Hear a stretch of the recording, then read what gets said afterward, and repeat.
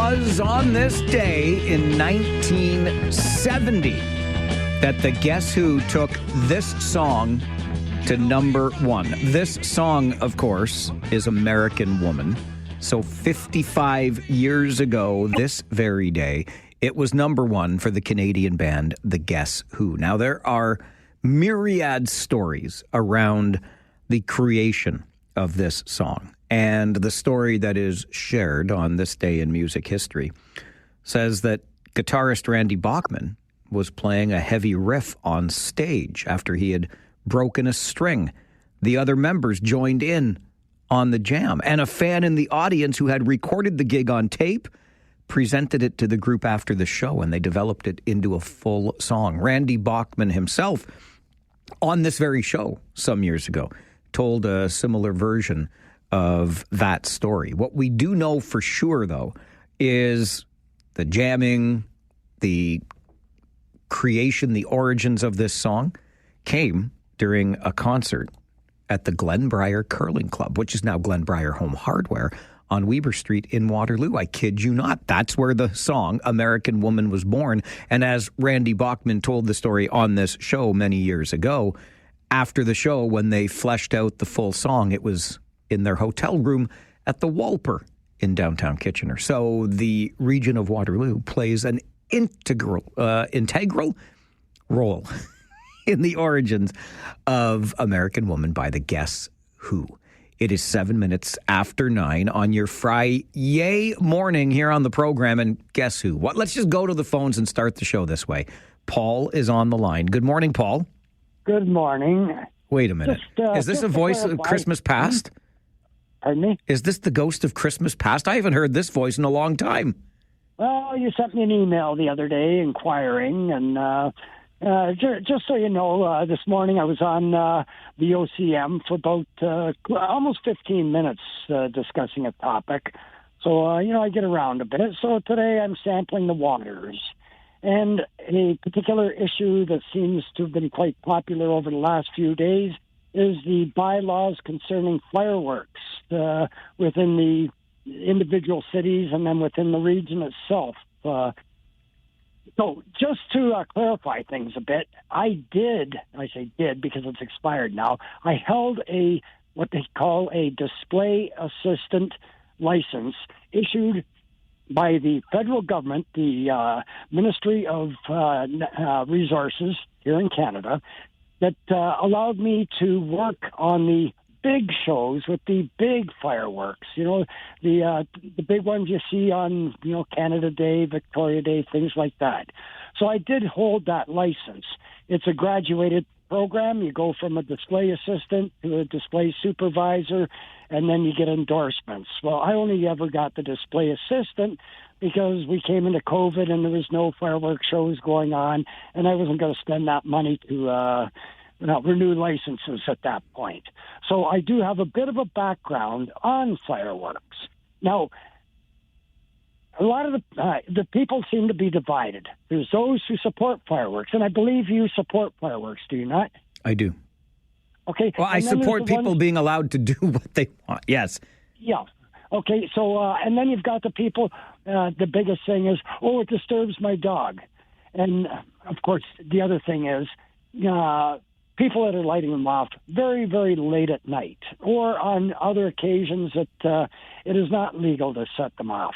So the city, various different cities have decided that because a few people are irresponsible, they're going to totally ban fireworks within the city. Now, I'll just say, you say that's wrong. Why do you punish everybody for the crimes of a few? Okay, Paul, I got to get to my Farwell Show 5. Yep. So we'll make it quick here. Okay. You've got people who are divided, those who are opposed to it, those who are in favor of it. Now, if you were to substitute firearms instead of fireworks, you get the exact same thing. You're having a few people that are bad actors that are doing bad things with them, and they're in return, you're punishing everyone for the crimes of a few. Go after the ones that are causing the problems and leave the legal firearms owners and the legal families that are launching their fireworks in their out front of their house or in their own property, leave them alone. We've got enough bylaws and enough other garbage laws without attacking law-abiding citizens. All right, Paul, got to run on that point. I'm behind my time now, but I would take that a step further, too. We have banned handguns and various other guns, and yet people still use guns for criminal activity. Fireworks will still be used in ways that annoy us, and you can ban them all you want, and the result is going to be what we'll see later this summer and next year and all of those other times. It's the final countdown. And Paul is back in fine form this morning, isn't he? Your Farwell Show 5 begins at number 1. Statistics Canada says the economy added 7,400 jobs in April, but that was not enough to keep the unemployment rate from rising for the second straight month. The agency says the unemployment rate rose 0.2 of a point to 6.9% in April, matching a recent high from November. The increase in the jobless rate suggests employers are not hiring as quickly as the population grows. Number 2, Pope Leo XIV has celebrated his first Mass. It comes a day after his historic election as the first North American Pope in the Catholic Church's 2,000-year history. Prime Minister Mark Carney offered his prayers and best wishes to the new Pope in a statement online, saying that at a time of global challenges, quote, may his pontificate carry forward a mission of solidarity, compassion, and dignity for all. Number 3 on your Farwell Show 5 this morning, Conestoga College is moving to a 4-day week for the summer semester. The school says the change will give students flexibility with summer jobs and allow the college to reduce its carbon footprint by reducing HVAC usage over the summer. Conestoga College has seen a 95% decrease in international student enrollment so far this year compared to the first quarter of last year. Just over 400 international study permits have been received in the first 3 months of 2025. Number 4, health officials say measles infected 197 more people in Ontario over the last week as the highly contagious disease emerged in new parts of the country. That brings the province's tally of probable and confirmed cases to 1,440 since an outbreak began in October. We'll be talking about this with our Friday 4 roundtable today between 11 and noon. And number 5 on your Farwell Show 5 this morning, we are giving away some money on this show today. A $2,500 cash prize will be awarded in the Farwell for Hire 50/50 draw for cystic fibrosis. You could win. You could win that $2,500 too, but only if you have a ticket. Now, you can get a ticket in that draw right now at cf5050.ca, cf5050.ca. I just hit refresh. The jackpot is just under $50,000. Take home is just under $25,000. And you could win that early bird prize today at noon. Eric Cuttis of TLC Pet Food. It's his money we're giving away. He's going to be in studio with me today at noon for the early bird draw. Get your tickets at cf5050.ca. It's all about Farwell for Hire, raising money for cystic fibrosis research. And I'm going to raise some more money, like right now, in real time, live on this show, because I have been asked to issue an apology on the show with no takebacks, ambiguities, circumventions, evasions, sidesteps, or equivocations allowed ever. I just have to read the apology as written for me. And if I do that, I'll receive a donation for Farwell for Hire. No takebacks, no ambiguities, no circumventions, evasions, sidesteps, or equivocations allowed, ever. I accept, and I'll do it next on the Mike Farwell Show. This is 570 News Radio and Rogers TV.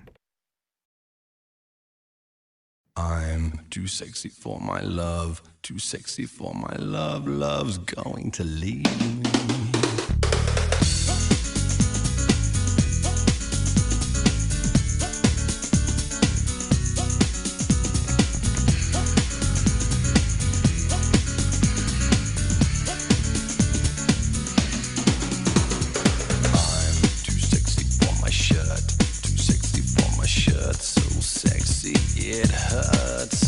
know, it's an all-request Friday here on the program. Fridays are fun days, aren't they? If you want to hear a song that you like, we'll play a little bit of it for you. Just send me an email, mike@570news.com.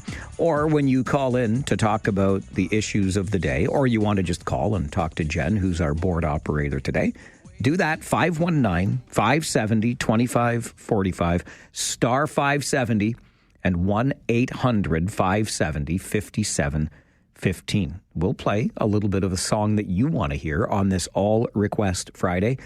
My buddy Mikey requested some Right Said Fred today, and I'm Too Sexy. And let me just tell you a little something about Mikey. I ran into him in real life, IRL, the other week, all decked out in his Pure Later uniform. Dead sexy, Mikey. Dead sexy. All right, so I'm going to, along with, I just refreshed the Farwell for Hire 50-50 jackpot page. Now over $50,000. It's moving day on the jackpot, baby. Earlier this week, I thought if we could get to 40 grand by the time we awarded our early bird prize today, I'd be pretty happy with that. We are over $50,000. Remember, you can win the early bird prize, $2,500 cash from TLC Pet Food being awarded today at noon. And you're still in for the big jackpot, which just continues to grow at a great rate. I'm loving it. Over $50,000. Tickets at cf5050.ca. Along with that jackpot for cystic fibrosis research, I'm going to fundraise in real time this morning. This is how easy it can be. My friend Julie Reed, who is the daughter of the late, great, fierce and fiery Donna Reed, the former counselor in the city of Cambridge. Donna and I met many a time over the years. We had many a conversation, and she was as fierce as they came. I loved her approach to municipal politics. And Julie has offered the following. I will donate $500 in the name of my mother if you will say the following on your show. And Julie makes the point at the end. There will be no takebacks, ambiguities, circumventions, evasions, sidesteps, or equivocations allowed ever. Now, you know me. I want to provide some context here. I want to, take something back here. I want to sidestep a little bit, but I must read it verbatim in order to receive that $500 donation in the name of Donna Reed for the Farwell for Hire fundraising campaign in support of cystic fibrosis research. So here goes for $500 from Julie Reed to the campaign. The following apology, verbatim, nothing more from me than this. I apologize for the insulting way I have spoken of figure skating in the past. I realize now it is a sport, and as physically demanding a sport as any other, including hockey. Julie, thank you very much for your $500 donation to Farwell for Hire. This is the Mike Farwell Show on 570 News Radio and Rogers TV.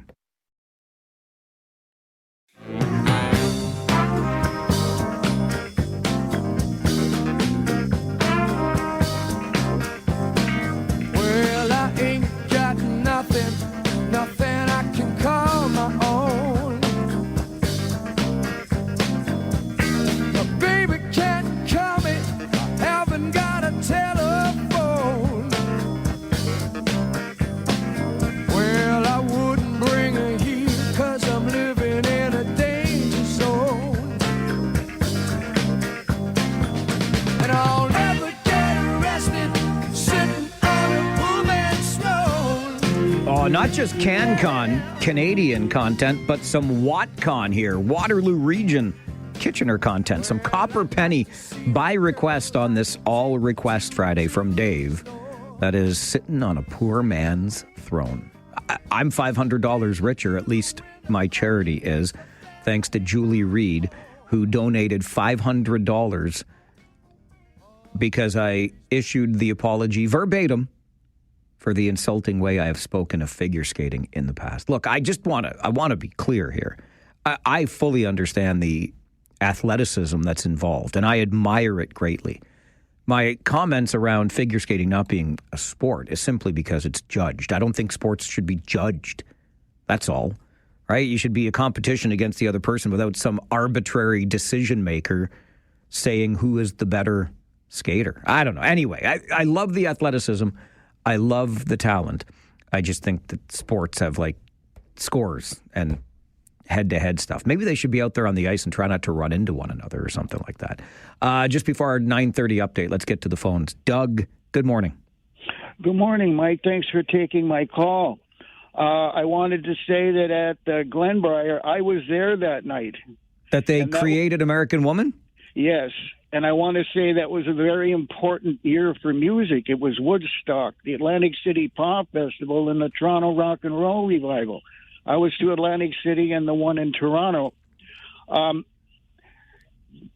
He broke a string, so Cummings went out with some fans at the front and was having a smoke. I could see him through the window smoking. And then Bachman hit some notes, and he was playing off it. And Cummings comes running back in because he thought they were starting without him. And he says to him, sing something, sing something. And he just belted out American Woman, stay away from me. And I go, who are these guys? They're making stuff on the fly. Why don't they play a set? I love it.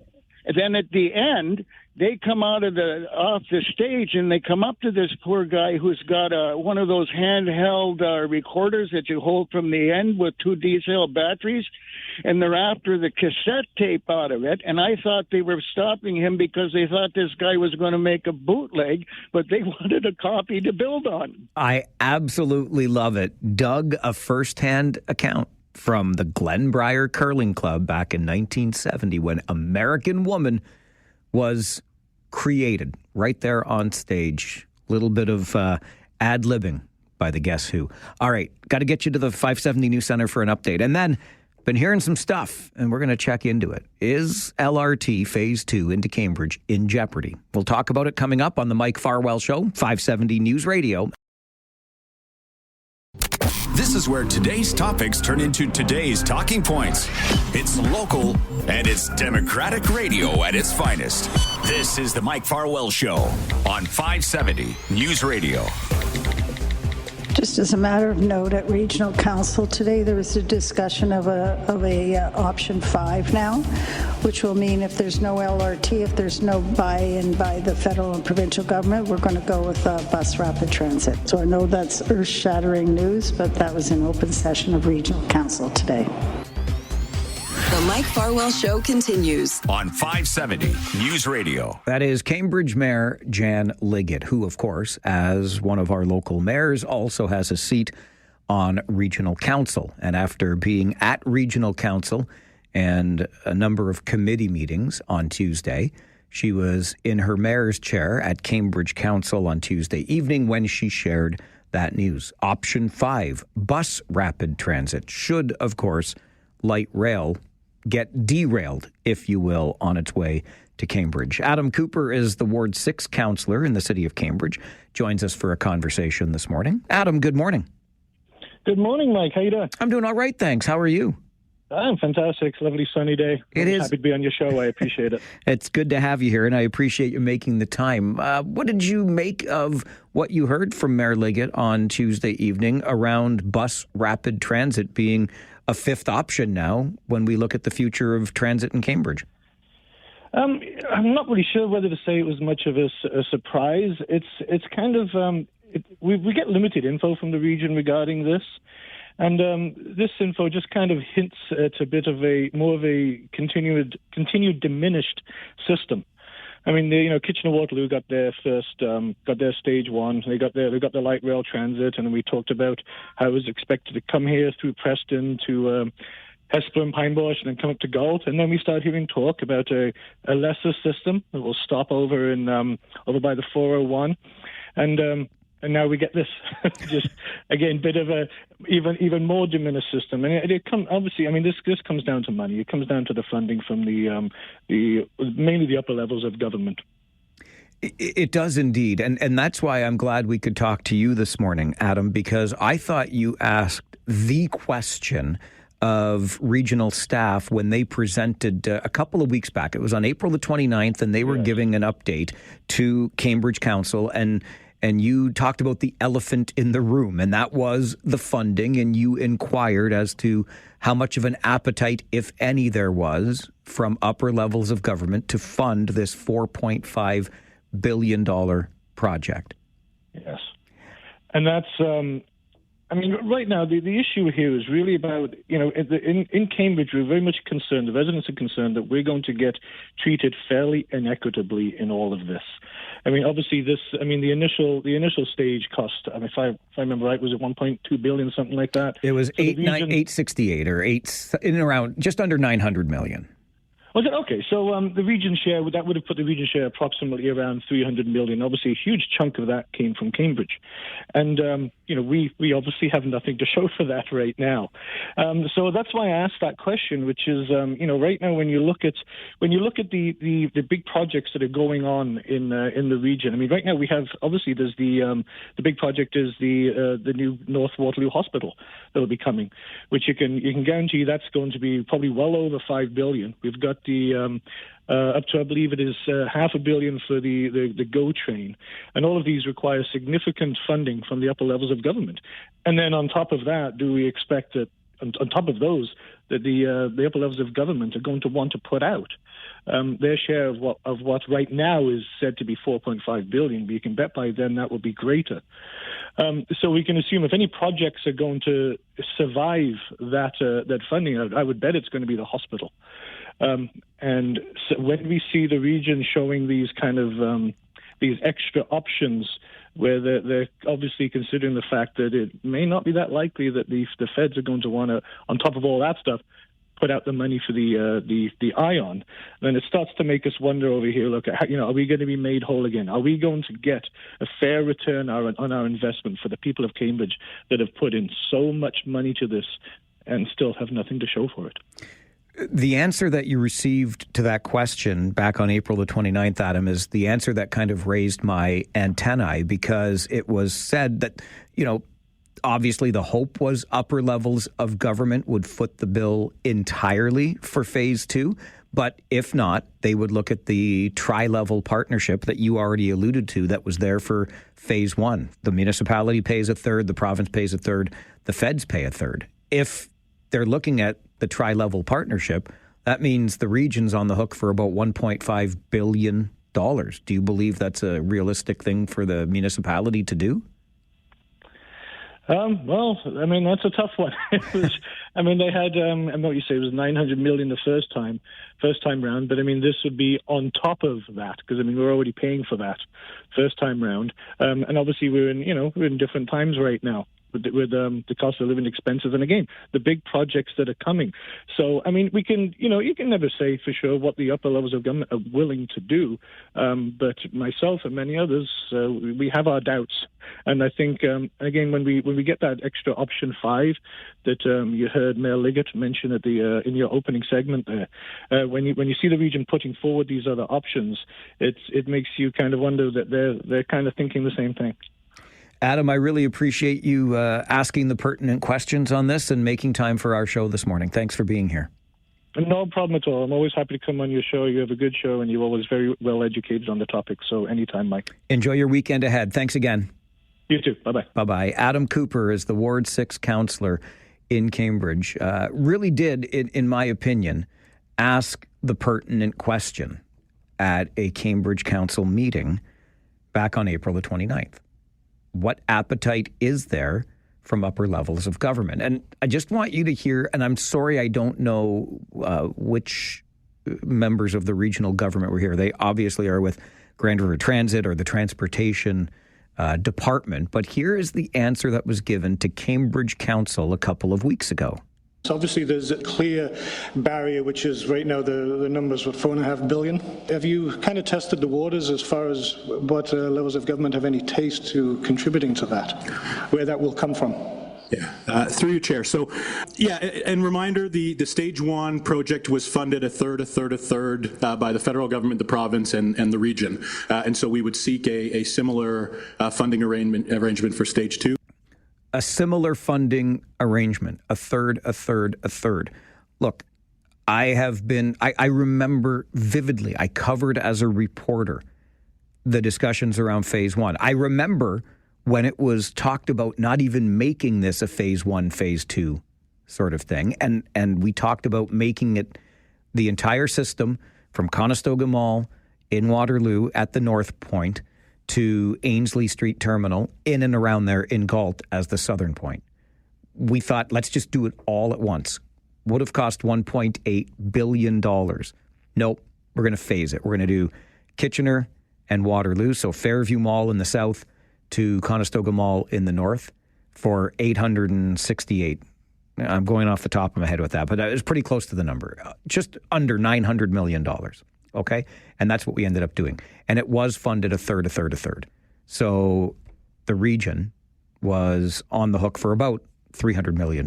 Let's use those round numbers, as Councillor Adam Cooper just did. But then you hear that question from Councillor Cooper at a Cambridge Council meeting 2 weeks ago.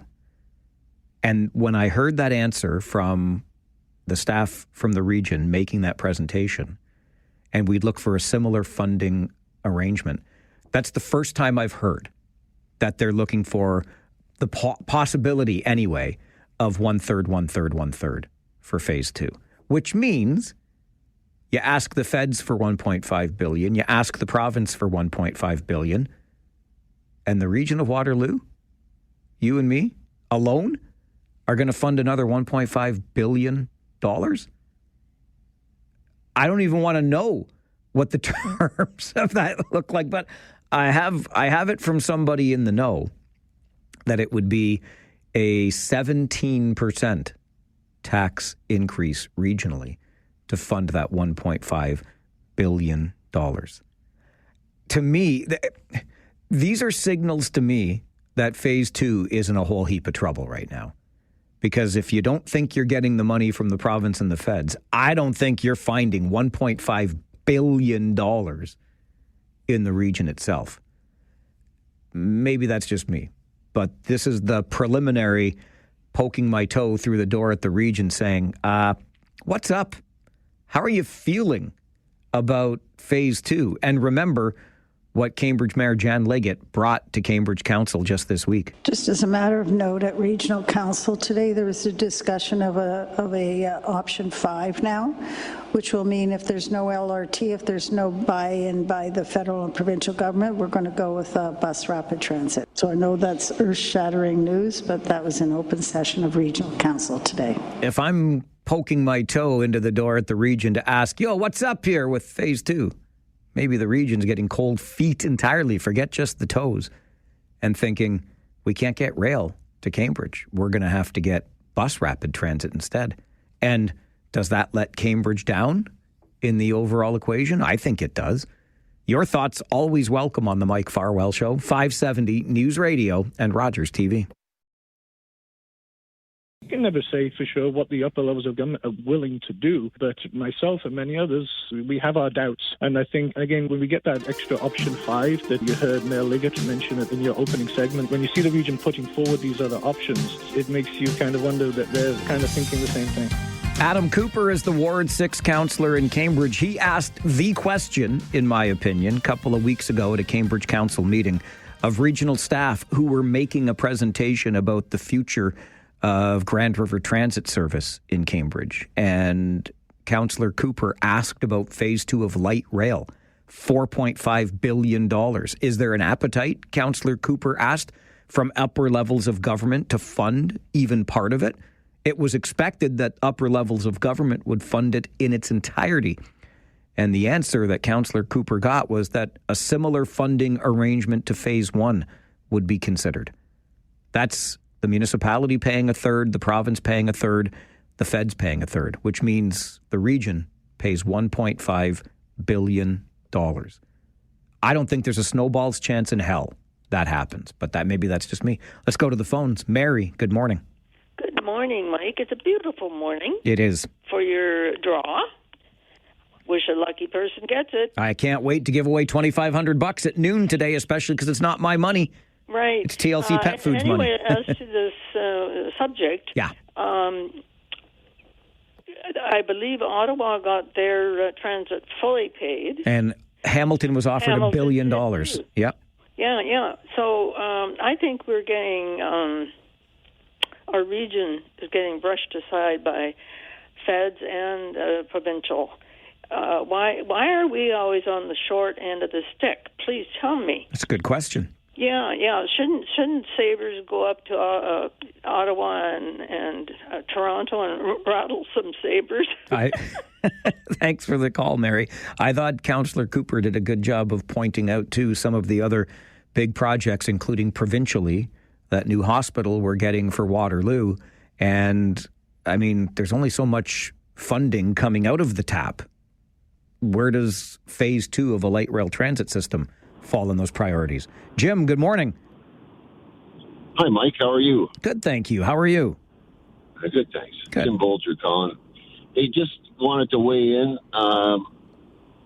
When I ran for regional council in the last election, there was, I would think, a large percentage of the people running for regional council committed that if we didn't get full funding or substantive funding for the extension of the ION to Cambridge, that they wouldn't be entertaining it at all. And when you start to look at a price tag, the latest one I heard was over $5 billion. It just doesn't make monetary sense for a ridership that's got 10 to 12,000 unique riders on a daily basis. I don't know how anybody can make sense of that. You could hire a fleet of electric Uber drivers to pick people up at their door and drive them wherever they want to go for the interest alone. Yeah, Jim, I get that economic argument. And the most important point in that is what you were hearing in terms of if it's not funded by the feds in the province, it's not going to happen, which is why when I heard at Cambridge Council that they would consider a similar arrangement to what was done for phase 1, which is municipal, provincial, federal, I'm like, wait a minute, are we changing our tune here?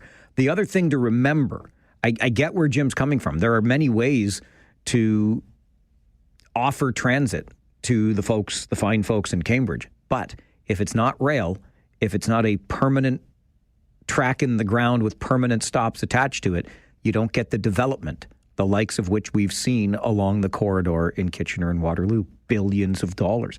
Hespeler Road is a great example. And I've been told incredible numbers of what could be available to us as a community in the way of development along Hespeler Road if you run a train track down it.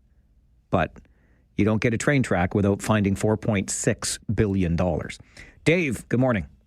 Good morning, Mike. The only added thing I want to add to the many views on it is I think we should go back to your old nemesis, Highway 7, spend our efforts on Highway 7, and also the rapid bus service in the Tri-Cities and the GO train to Cambridge.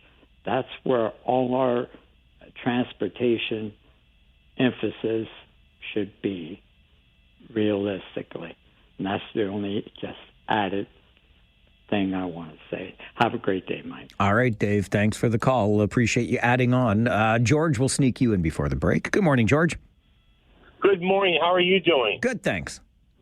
Hey, Mike, it's only $2 billion.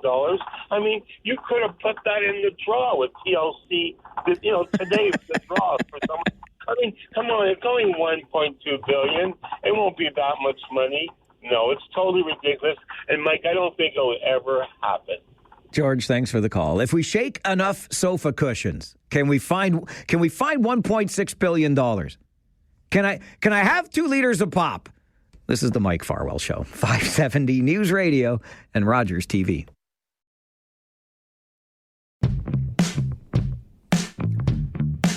All right, we're 60 seconds away from your update in the 570 News Center. If you listened at the beginning of the show today and heard the Farwell Show 5, the 5 little headline bits I give you at the start of the show, almost 200 more people in Ontario over the last week. infected with the measles. I have a question. I think it's a pertinent, relevant question around the suspension notices handed out to students in this region this week when it comes to not having vaccinations up to date. So we can touch on that and get into more conversations, one of them around the need for our government here in Ontario to balance the budget. That'll come up in the next 30 minutes following this update from the 570 News Center. You're listening to and watching The Mike Farwell Show on 570 News Radio.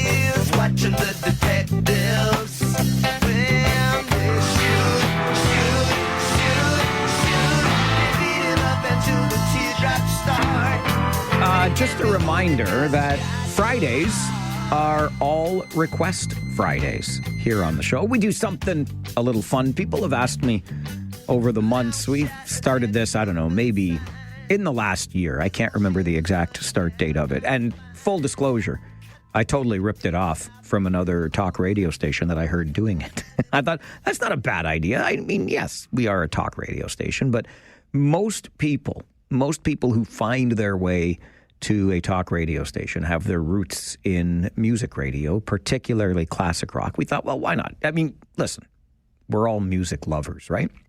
And the beauty of an all request part of the show is whatever kind of music that you enjoy, you can hear a little bit of. We'll play 30 seconds or so of the song that you are a fan of during our all request Fridays. And this one, Watching the Detectives by Elvis Costello, by request from Mark, on the show today. You can get your requests in by sending an email to mike@570news.com.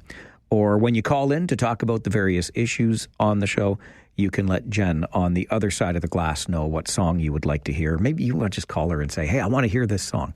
You can do that. 519-570-2545, star 570, and 1-800-570-5715.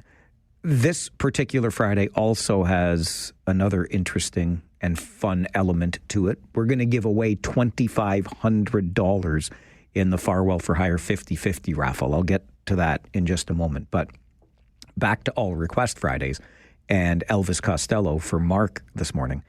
Do you remember the show Spectacle with Elvis Costello? It aired on, I found it, I think, on CTV. It originated on another network, but CTV would re-air it. Anyway, this goes way back, 15 years or so now.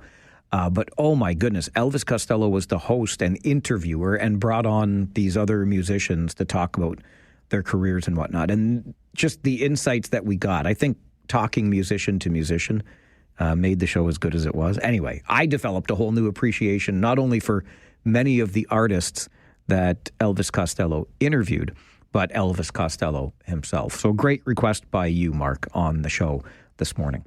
I alluded to this before the news update with Mark Douglas, and that is, so we talked this morning on the Farwell Show 5, where I made note of the roughly 200 cases, new cases of the measles that have been reported in Ontario this week. So we're dealing with now more than 1,400 cases of the measles. And by the way, we'll be talking about that with our Friday 4 roundtable in the next hour. I mean, how are we going to rein this in, if indeed it needs to be reined in? But I found it really interesting that earlier this week, the region of Waterloo let us know that more than 900 high school students in the region with out-of-date vaccination records have been issued suspensions. This takes us back to March, when more than 5,000 suspension orders were issued by the region and its public health department. What I can't quite figure out is, I mean,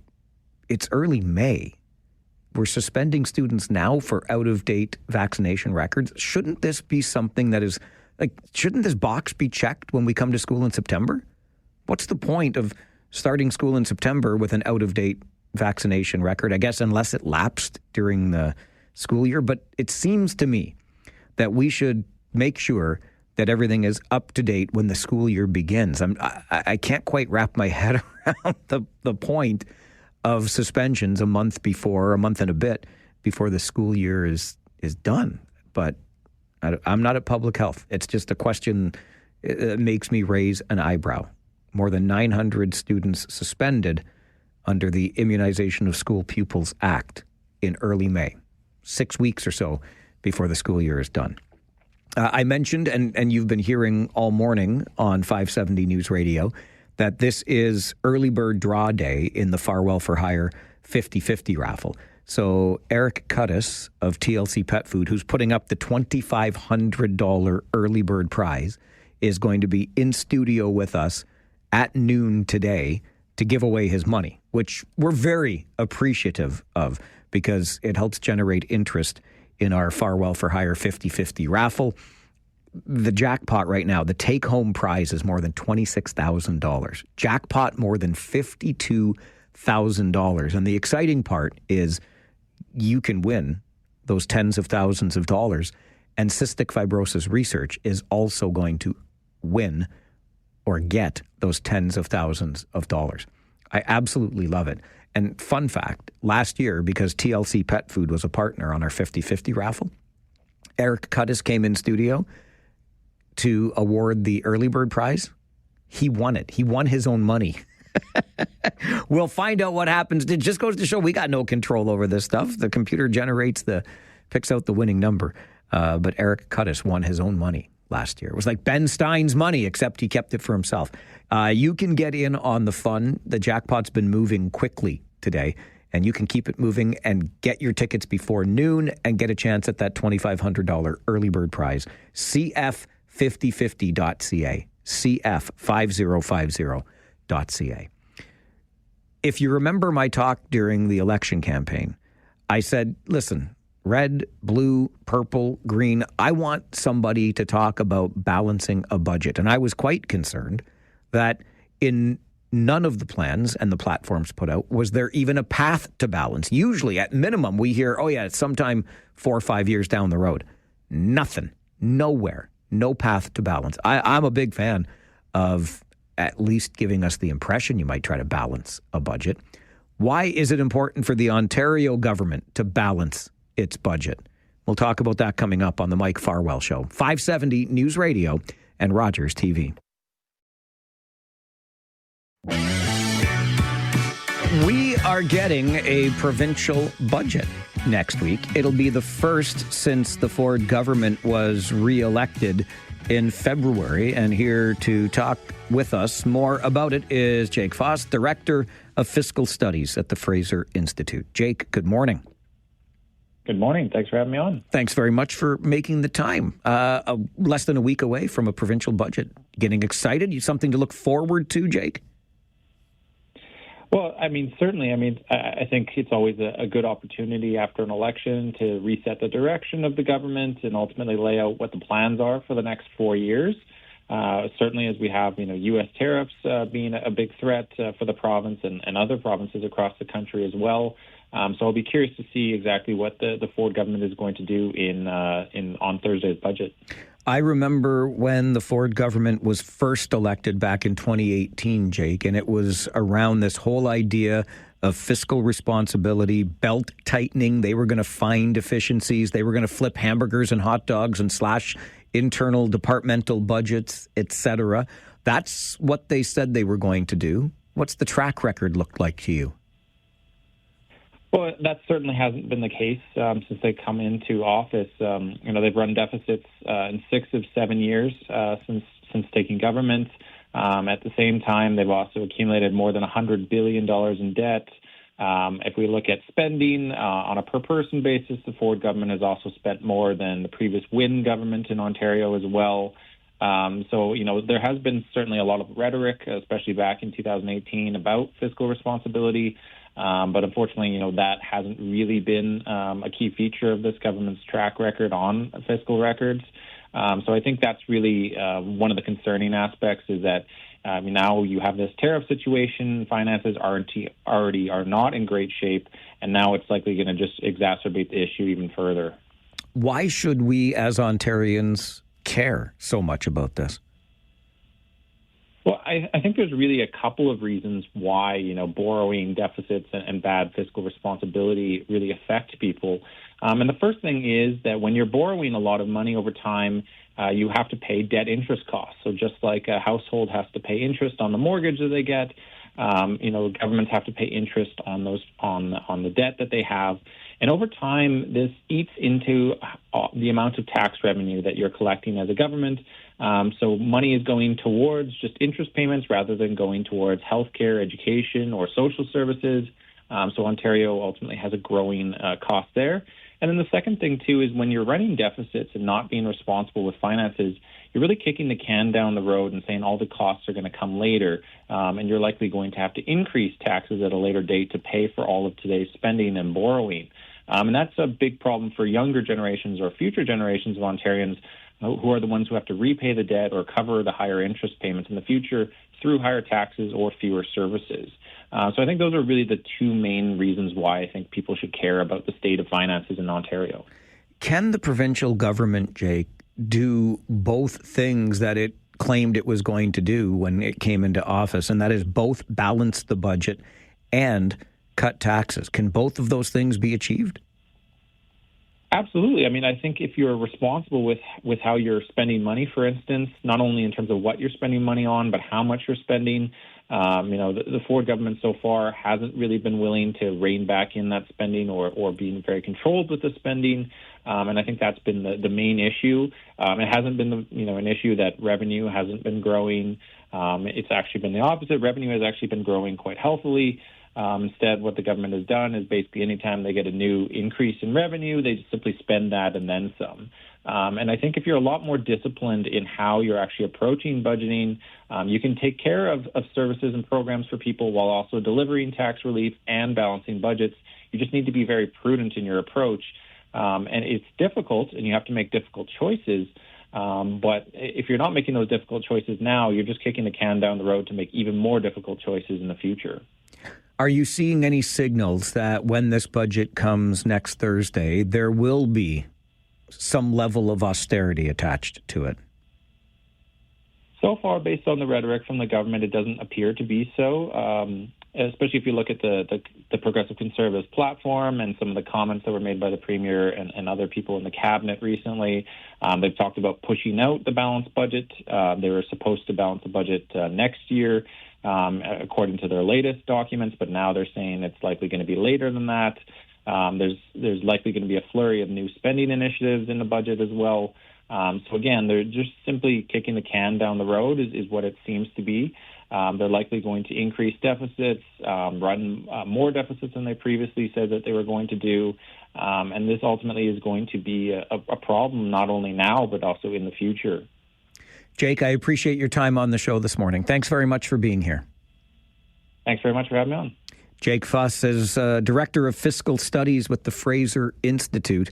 He says that the Ford government, when it tables its first budget since re-election, next Thursday the budget will be delivered. Of course, re-election happened back in February. But Jake and his colleagues at the Fraser Institute, I get it. We know it's a right-leaning think tank, but they believe that the provincial government needs to both balance the budget and fulfill its promise to cut taxes. I'm much more interested in the idea of a balanced budget, which I don't see governments in general lately seeming all that concerned with. And that concerns me. Balance a budget. I've asked it time and again, but maybe I'm the only one who thinks it's something that a government should at least attempt to do. What do you think? Are balanced budgets important to you? 519-570-2545, star 570, 1-800-570-5715. Let's talk about it on the Mike Farwell Show, 570 News Radio and Rogers TV.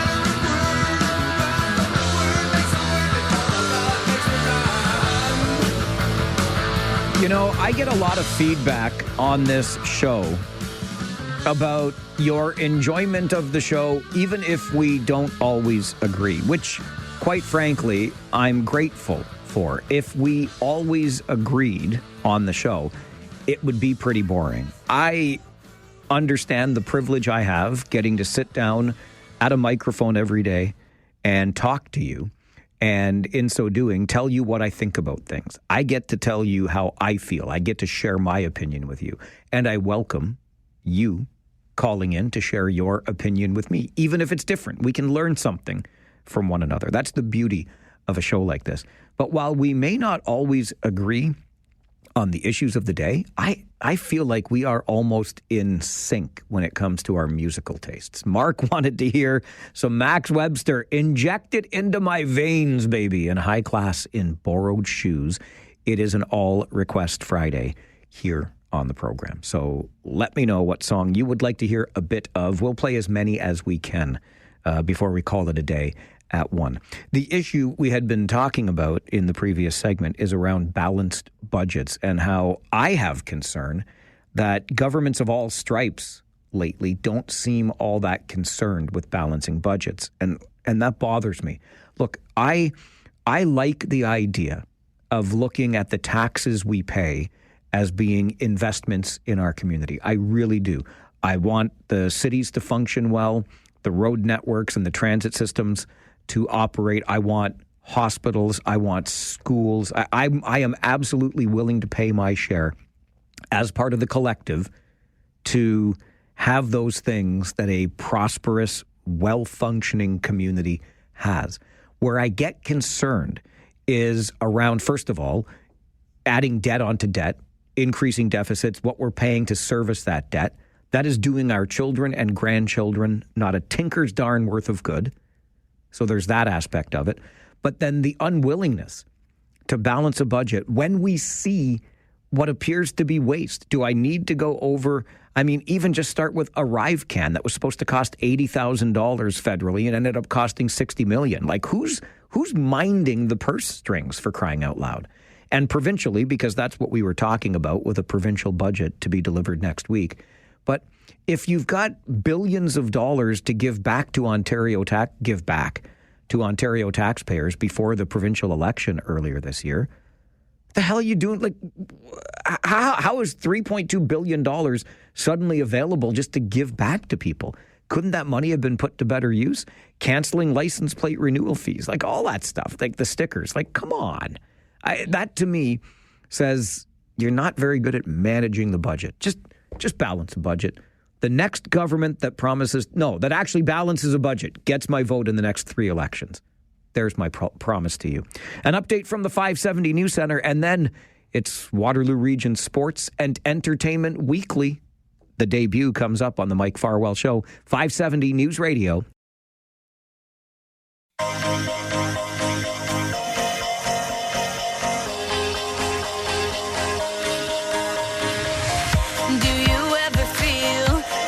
Plastic bag drifting through the wind, wanting to start again. Do you ever feel so paper thin, like a house of cards, one blow from caving in? Do you ever feel already buried deep, 6 feet under screens, but no one seems to hear a thing? Do you know that there's still a chance for you, 'cause there's a spark in you, you just gotta ignite the light and let it shine, just on the night, like the 4th of July. 'Cause baby, you're a firework. Come on, show 'em what you work. Make 'em go as you shoot across the sky.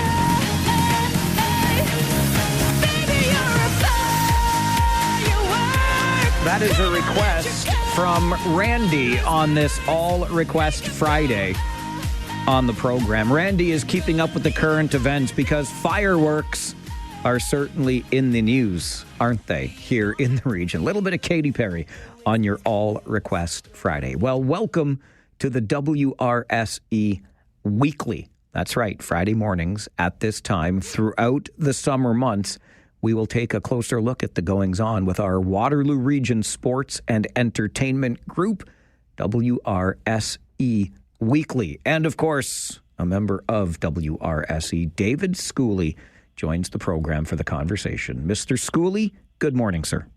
Good morning, Mike. How are you? I am excellent, thank you. However, I'm concerned about the picture you sent me moments before we got on the air. Correct me if I'm wrong, sir, but is there a giant panther in your backyard right now? Well, that's actually in Shanique's backyard. Yes. Okay. Just arrived, exciting news. Just arrived yesterday. 9 feet tall and 15 feet wide. The newest addition to to WRSE. I love it. Now, Shanique, to whom you refer, who has the panther in his backyard, it's properly caged in, right? Yeah. Okay. Yeah. Good. Okay. It's a fenced backyard. It's inflatable. Don't anybody get too concerned, okay? It's a giant inflatable panther. Shanique Hirani and the Hirani family, the partners with the Schoolies in Waterloo Region Sports and Entertainment, KW Titans, Kitchener Panthers under one sports and entertainment banner. So how is the transition feeling, David, from the end of another really successful Titans season coming up just short and now moving into a Panthers season? You know what? Shanique has got everything under control, and, we're so excited about putting on a new Panthers experience at the Jack Couch Park at the Odd. A couple of exhibition games already in the books, including one against Chatham-Kent, the Barnstormers last evening. Chatham-Kent coming out on top of that one, but you're getting set for the opener on May the 18th, the home opener for our Kitchener Panthers. Yeah, so we're in warm-ups right now. So there's an exhibition game. There was one last Sunday. We're actually playing on Mother's Day in Toronto at Christie Pitts. And then again on the 17th in Chatham. So Sunday in Toronto, then next Saturday in Chatham, and that's getting you ready. That'll end the exhibition, and the good stuff gets underway on Sunday the 18th at home. Right. And the special thing is on the 15th, we're playing a school day game. At home against Chatham, an exhibition school day game.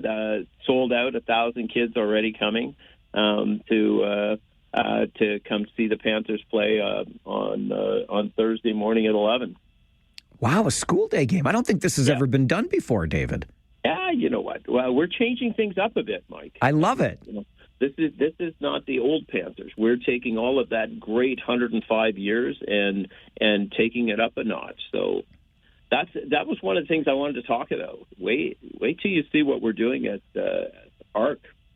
Well, I did want to know because this is the first year under the new banner, and I know if it's one thing you're never short of, David, it's ideas and enthusiasm. So what can we expect when we catch it at Couch this summer with the Kitchener Panthers? Well, I think if you drove by right now, you wouldn't see any scoreboard. We have some local friends in Cambridge building us a new scoreboard, 12 feet high, 24 feet wide, a new video board, which will be great not only for the games but for anyone playing at the park, and then really it'll be great for our sponsors because they will be getting advertising 12 months of the year on that LED board. Right? It's like it's a huge billboard. Well. That's the first thing. And this is important. You talk about those sponsors and these partnerships that you form to keep our team on the field, to keep it funded, to keep providing 105 years now and counting of local intercounty baseball. Right. Yeah. So, we can't. There is no organization that could run without sponsorship. So that's just a little pitch. If anybody needs to, call me. We're just putting together a new sponsor package right now as we speak. But new on-site store as well. That's going to be right with Titans and Panthers merch, right, on site. If you're coming out to a game, you can buy merch right on site. batting cages, updated batting cages, a lot of stuff going on. How's the team looking this year, David? Shanif is excited, and so are we. Right? We're bringing in a lot of talent from all over. Not only we've got a player coming from Japan, we have four Cubans coming in. We have players coming from BC and Kingston, and so we're going to have an incredible team this year. I know that Shanif and the Hirani family are the baseball experts, so to speak, that you've brought into the fold here with WRSE, but you are a fixture, David, on the sidelines at KW Titans games. We see you enthusiastically pumping your fist, calling out to the team for encouragement. Will we see you around the ballpark this summer? Oh, yeah. Kate and I will be at the ballpark as well. We do need a little rest on occasion, and, the real estate business is what makes our wheels go around and around every day. Just to let you know, we did another Farwell for hire sale last night. Oh, my gosh. So another $1,000 to your campaign, and fingers crossed on that $2,500 early bird. I hope we've got a chance on that as well. We've got multiple junior NBA programs running for the Titans this summer. So if anybody wants to get into basketball and learn the basics, we also have high performance camps this summer. Nike high performance camps, and all of our Titans Skills Academy and Junior MBA are all with professional coaches. So we got a lot of stuff on the go at any given time, Mike. My coworker Christine Clark was just telling me this morning that she was able to enroll her son in one of those Titans skills camps and raved about how easy the process was. Once she reached out with a couple of questions, Kate got back to her right away, and bing, bam, boom, her son's going to be enrolled in the camp. Yeah, that's exciting. So we have it for all. Junior MBA is for beginners to just get their feet a little bit wet in baseball, and then we have specific or basketball. Yes, we'll be doing baseball camps as well. As soon as we kind of get the season underway, we'll be planning those as well. And we've got the high performance Nike camps that are coming. We've got a lot of stuff on the go. Maybe you can come out and help out a bit, Mike, in your spare time. I love being at the ballpark, David. I promise you that you will see me through the summer, guaranteed.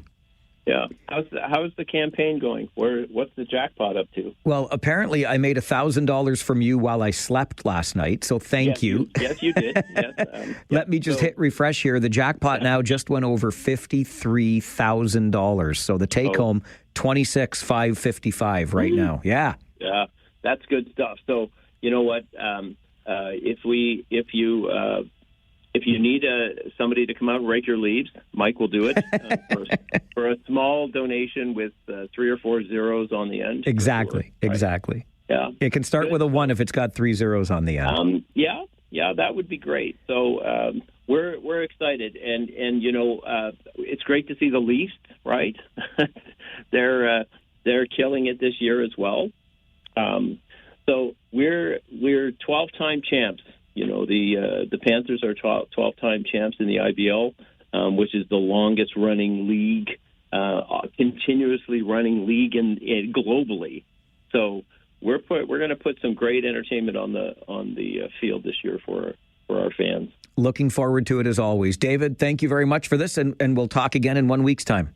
Yeah, see you next week, Mike. Okay, David. David Schooley with the Waterloo Region Sports and Entertainment Group. That's your WRSE Weekly, and the Panthers' season is so close. They've got a game in Toronto at Christie Pitts this Sunday. Then they'll play Chatham next Saturday, and the home opener is next Sunday, the 18th, at Jack Couch Park. All you want to know about the 105-year tradition of intercounty baseball here in the community, panthersbaseball.ca. This is the Mike Farwell Show, 570 News Radio and Rogers TV.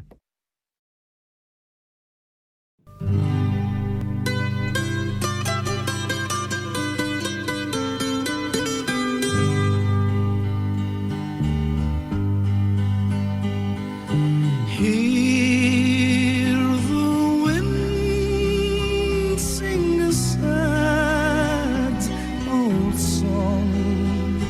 It knows I'm leaving you today. Please don't cry, or my heart will break when I go on my way. Hey, listen, it's an all-request Friday. So if you want to hear it, we'll play at least a part of it. Goodbye, my love, goodbye. Demis Roussos, by request from Dawn on this all-request Friday here on the show today. We'll play 30 seconds or so of as many songs as we can between now and 1 when we sign off for the day. Send me an email to mike@570news.com if there's a song that you would like to hear a bit of. Speaking of the inbox, I received this earlier today from Clinton when we were talking about LRT to Cambridge. Look, I'm getting the impression, and it's a rather distinct impression at this point, that the region is slowly beginning the back pedal out the train door. I'm not sure the appetite exists even internally anymore. Oh, I'm sure there's a hope and a dream of phase 2 of light rail being completed into Cambridge, but I don't think you can find $4.6 billion on hopes and dreams. And some of the language that I've been hearing around phase 2, including the consideration of a tri-level partnership, municipal, provincial, and federal governments all paying a third of the cost. I'd like to know how and where we, just here in the region, are coming up with $1.5 billion. Somebody who knows more than I do about these sorts of things said that would be equivalent to a 17% one-time tax increase. I don't even want to think about it. I don't even want to think about it, quite frankly. So you've got that aspect of it, and then what Cambridge Mayor Jan Liggett shared earlier this week around bus rapid transit now being on the table as an option. Clinton's email to mike@570news.com says, I do not agree with the idea of extending the LRT to Cambridge. This should have been addressed years ago when they first built the system.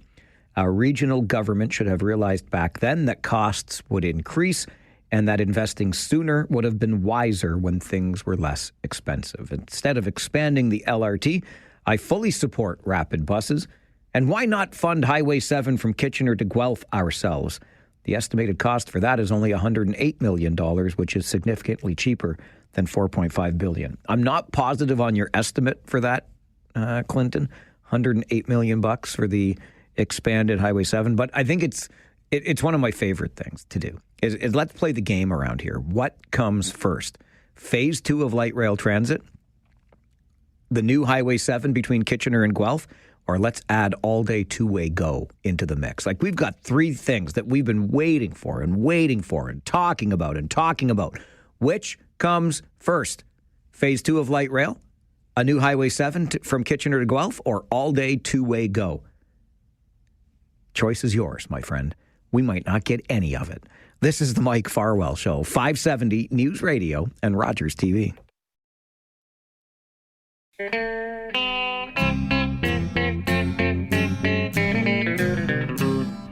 Hello out there, we're on the air. It's hockey night tonight.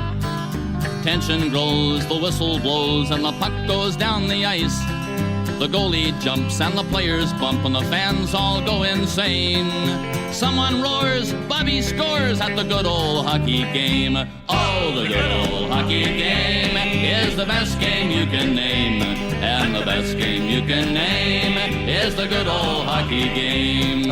Doug wanted to hear some Stompin' Tom on this All Request Friday on the show. Your request is our command. The hockey song on this All Request Friday. It is a game day, Leafs game day. The Toronto Maple Leafs taking on the dirtiest player in hockey, Sam Bennett and the Florida Panthers tonight. Can you believe that our Toronto Maple Leafs lead the series 2-0? Come on with your coming on. You Maple Leafs, you're making fans happy right now, but the job is not yet done, is it? Dirty bird, Sam Bennett. Thanks for the request, Doug. Get yours in by emailing Mike at 570news.com. We're just coming up on your 11 a.m. update in the 570 News Center, our Friday 4 roundtable, a discussion of the week's big stories coming up. And you have an hour left, an hour to get in on our early bird draw, a $2,500 cash prize from TLC Pet Food if you buy a Farwell for Hire 50/50 ticket before noon today. Tickets start at just $10. You could win the $2,500 cash from TLC Pet Food in your pocket today, and you'll still be in for the big jackpot, it is flying. We're almost at $54,000. I think by the time we do the early bird draw in an hour, the jackpot's going to be more than $55,000. That's my guess. Take-home prize, almost $27,000. Get your tickets at cf5050.ca. This is the Mike Farwell Show, 570 News Radio and Rogers TV.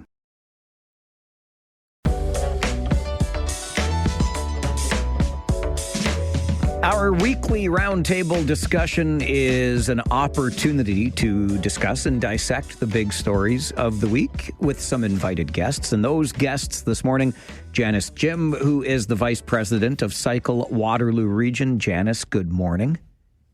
Good morning. Julie Callflesh is with us as well. Julie is the Director of Fundraising and Communications for Sanguine Health Centre. Julie, good morning to you. Morning. And Caitlin Kilgore is with us as well, co-owner, Dream Team Video Productions. And let me get this straight. No, Carolina won last night, so your Washington Capitals now in a series, eh, Caitlin? Oh, we got it. We're tying it up. We're coming back. That game one, we don't need to talk about that. Okay. We can talk about not game one. That's fine. We can talk about Alex Ovechkin. We can talk about the rest of the series. We can't talk about game one. I get it.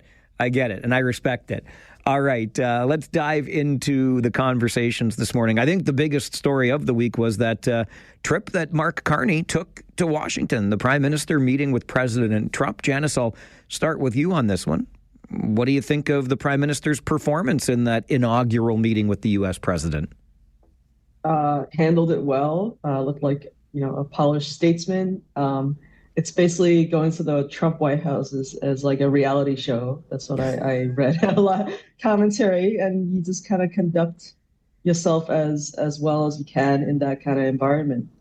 He got his message across that Canada will never be the 51st state, and then any threats to that effect is foolish, and let Trump do his talk. You can't stop him from saying his silly things, but he's got to hold. Carney held his end just fine.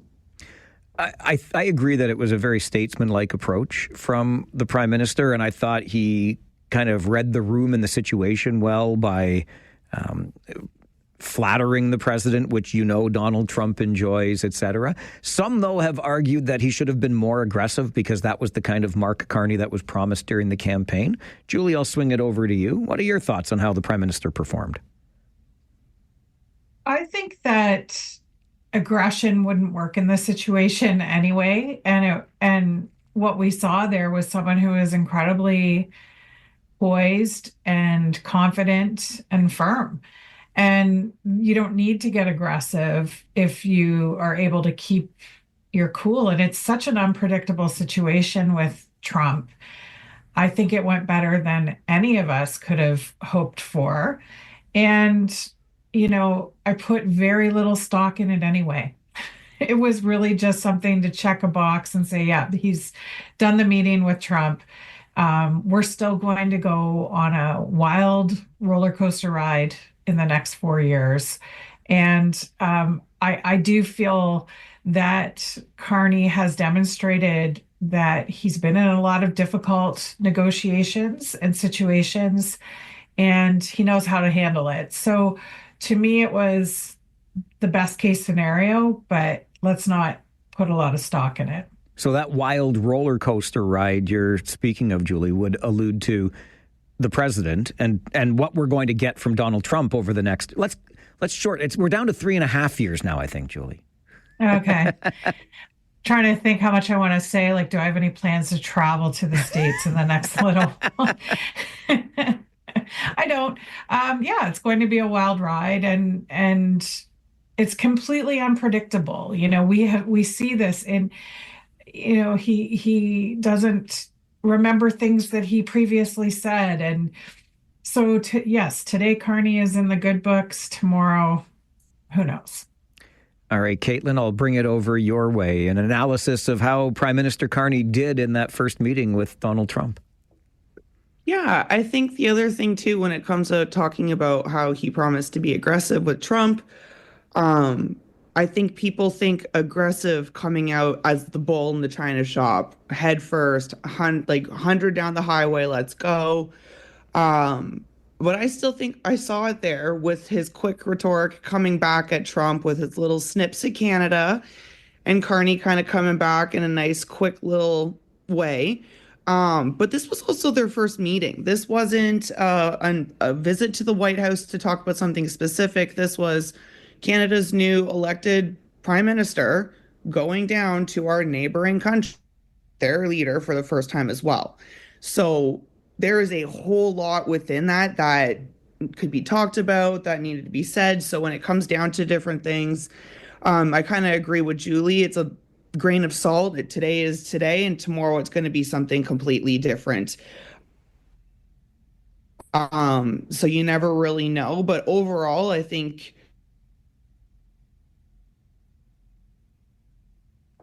Well, we're having a little bit of trouble on Caitlin's end there, I think, with the connection. We'll see if we can get that sorted. But Janice, let me bring it back over to you too, because much has been made about the dynamic between the two leaders. Prime Minister Carney referring to the president as Mr. President, when Donald Trump referred to Prime Minister Carney in return as Mark. And Mark, if you will, also referred to Donald Trump as a transformational leader. Were you bothered in any way by the language? No, I think we just got to keep our eye on the big picture and not be bothered by these little silly games that like Trump plays to, get people, to diminish people and to get people off guard. I think it's just very juvenile in the world stage to show emphasis on such things. And that's what Trump does. But, other world leaders don't conduct themselves that way. Julie? Well, if I can add, he is a transformational leader. And the way he takes that is that he's this incredible Pope-like whatever. The rest of us, if you're really paying attention, we know what Carney is saying is, yeah, you're a transformational leader. You're leaving this path of destruction. And I thought it was whoever wrote his talking points, I have so much respect for, because they were well thought out. And if you were really listening, you knew he was giving enough compliments to satisfy the supreme leader without having to, embarrass or take us down a notch. And it was brilliant. It really was a masterclass in how to handle that type of situation, which very few of us would know how to navigate. So I thought he did a very good job. Yeah, I agree with that last point entirely. The team that helped him prepare, the language that was used, transformational was perfect, because the president can take it one way, and we all know how he took it.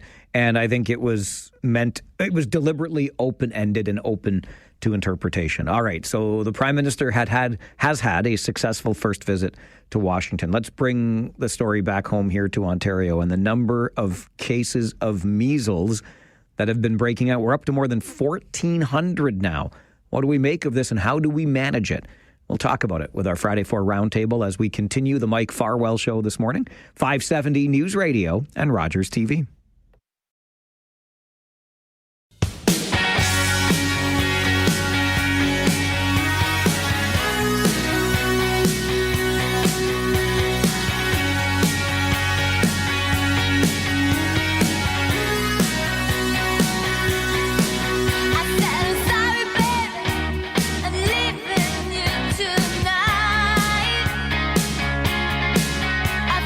Someone new, he's waiting.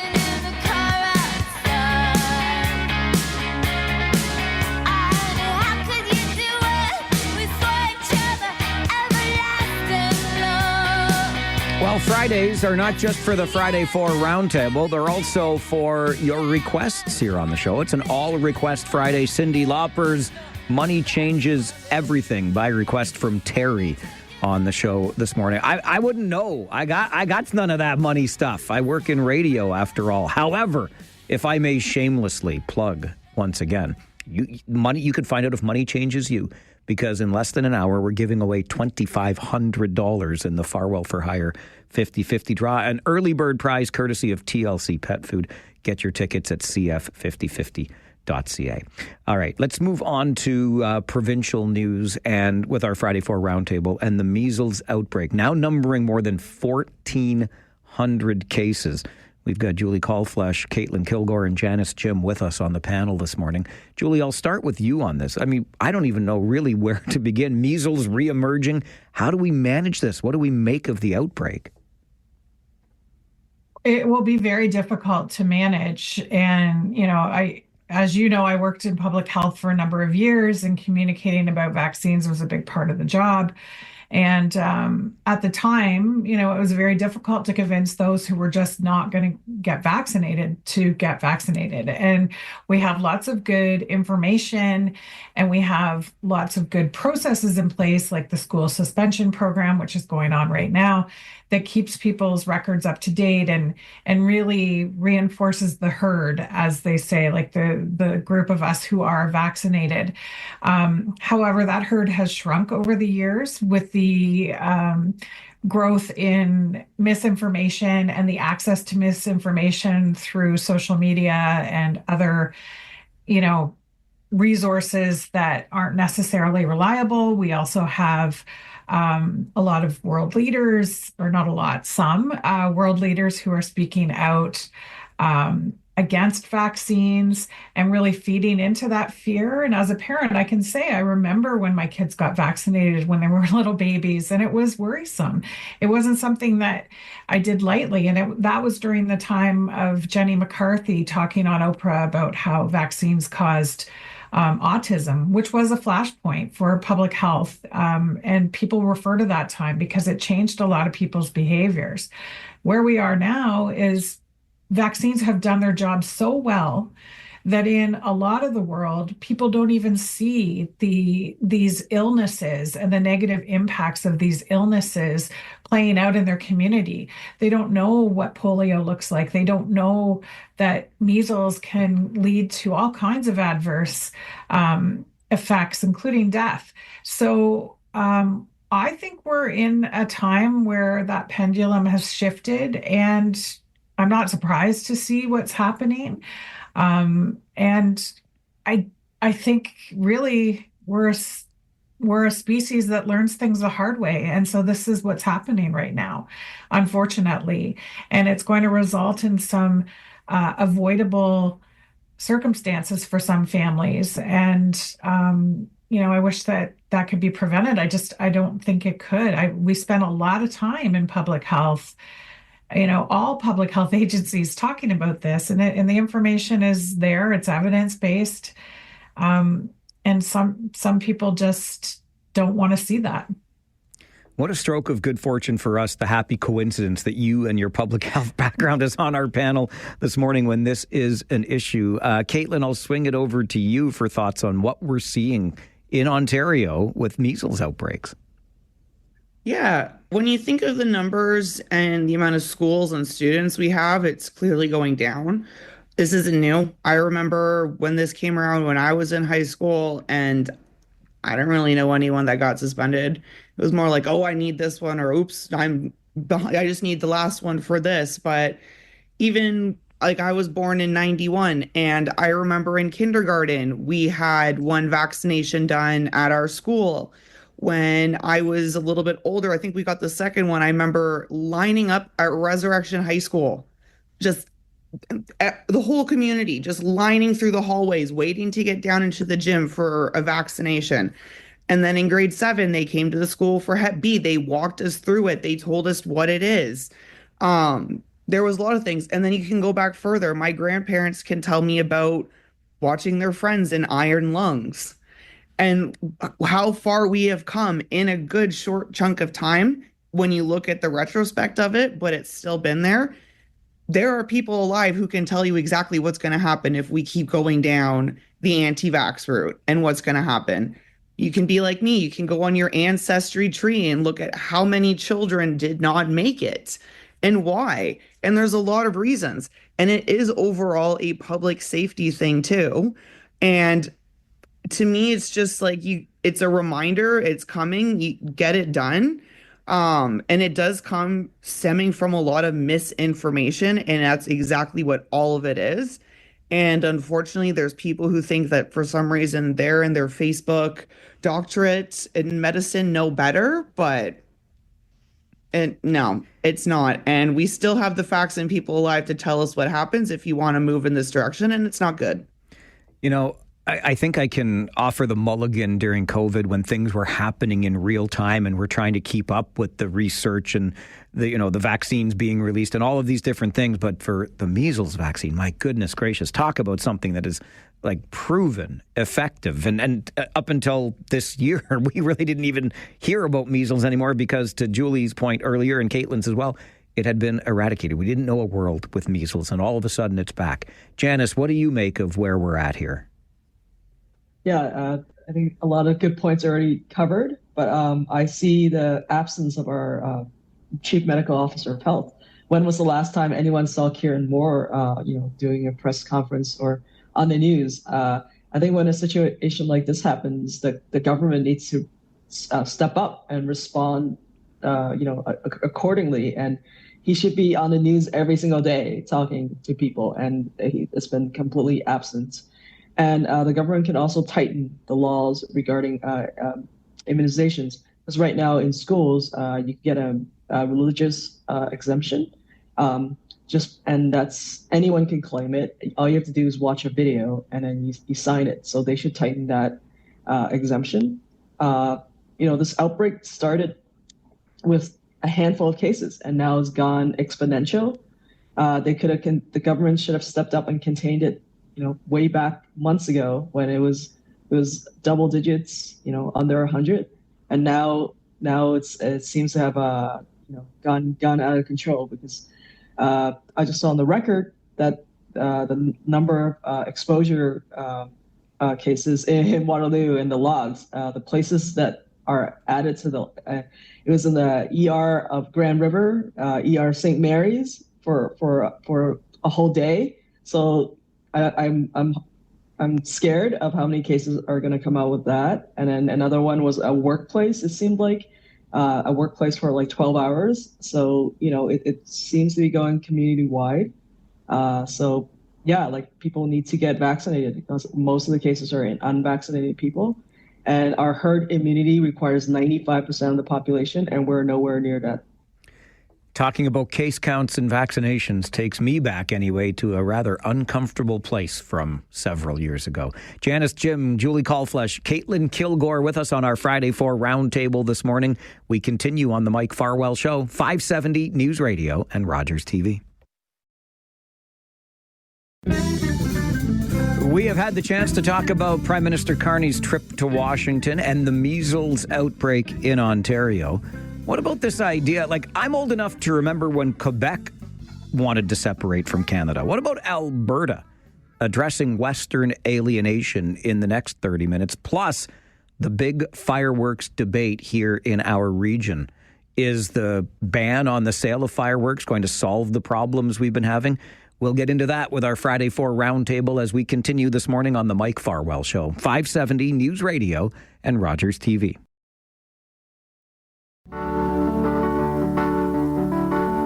And the sign said, long-haired freaky people need not apply. So I tucked my hair up under my hat and I went in to ask him why. He said, you look like a fine, upstanding young man. I think you do. So I took off my hat. I said, imagine that. Me working for you. Whoa, sign, sign, everywhere a sign. Blocking out your scenery, breaking my mind. Do this, don't do that. Can't you read the sign? Well, our listeners are on point today. They're keeping up with the news with their requests. Margaret wanted to hear the 5-man electrical band and signs, because we've talked about signs a lot on the show this week. So many signs, so confusing. Maximum 40 begins, maximum 40 ends, maximum 30 begins. There's a lot of signage out there. We also had a request earlier from Randy for Katy Perry's fireworks because, oh yeah, fireworks also in the news this week. Our Friday 4 roundtable continues apace. Caitlin Kilgore with us, co-owner of Dream Team Video Productions. Janice Jim, the vice president of Cycle Waterloo Region. And Julie Callflesh, director of fundraising and communications for Sanguine Health Center. Caitlin, I'll start with you on this one. The cities of Kitchener and Waterloo have said, that's it. Gosh darn it, we're banning the sale of fireworks. You can still use them, but you can't buy them in the city beginning in January of 2026. Is that going to solve the problems that cities are having when it comes to fireworks usage?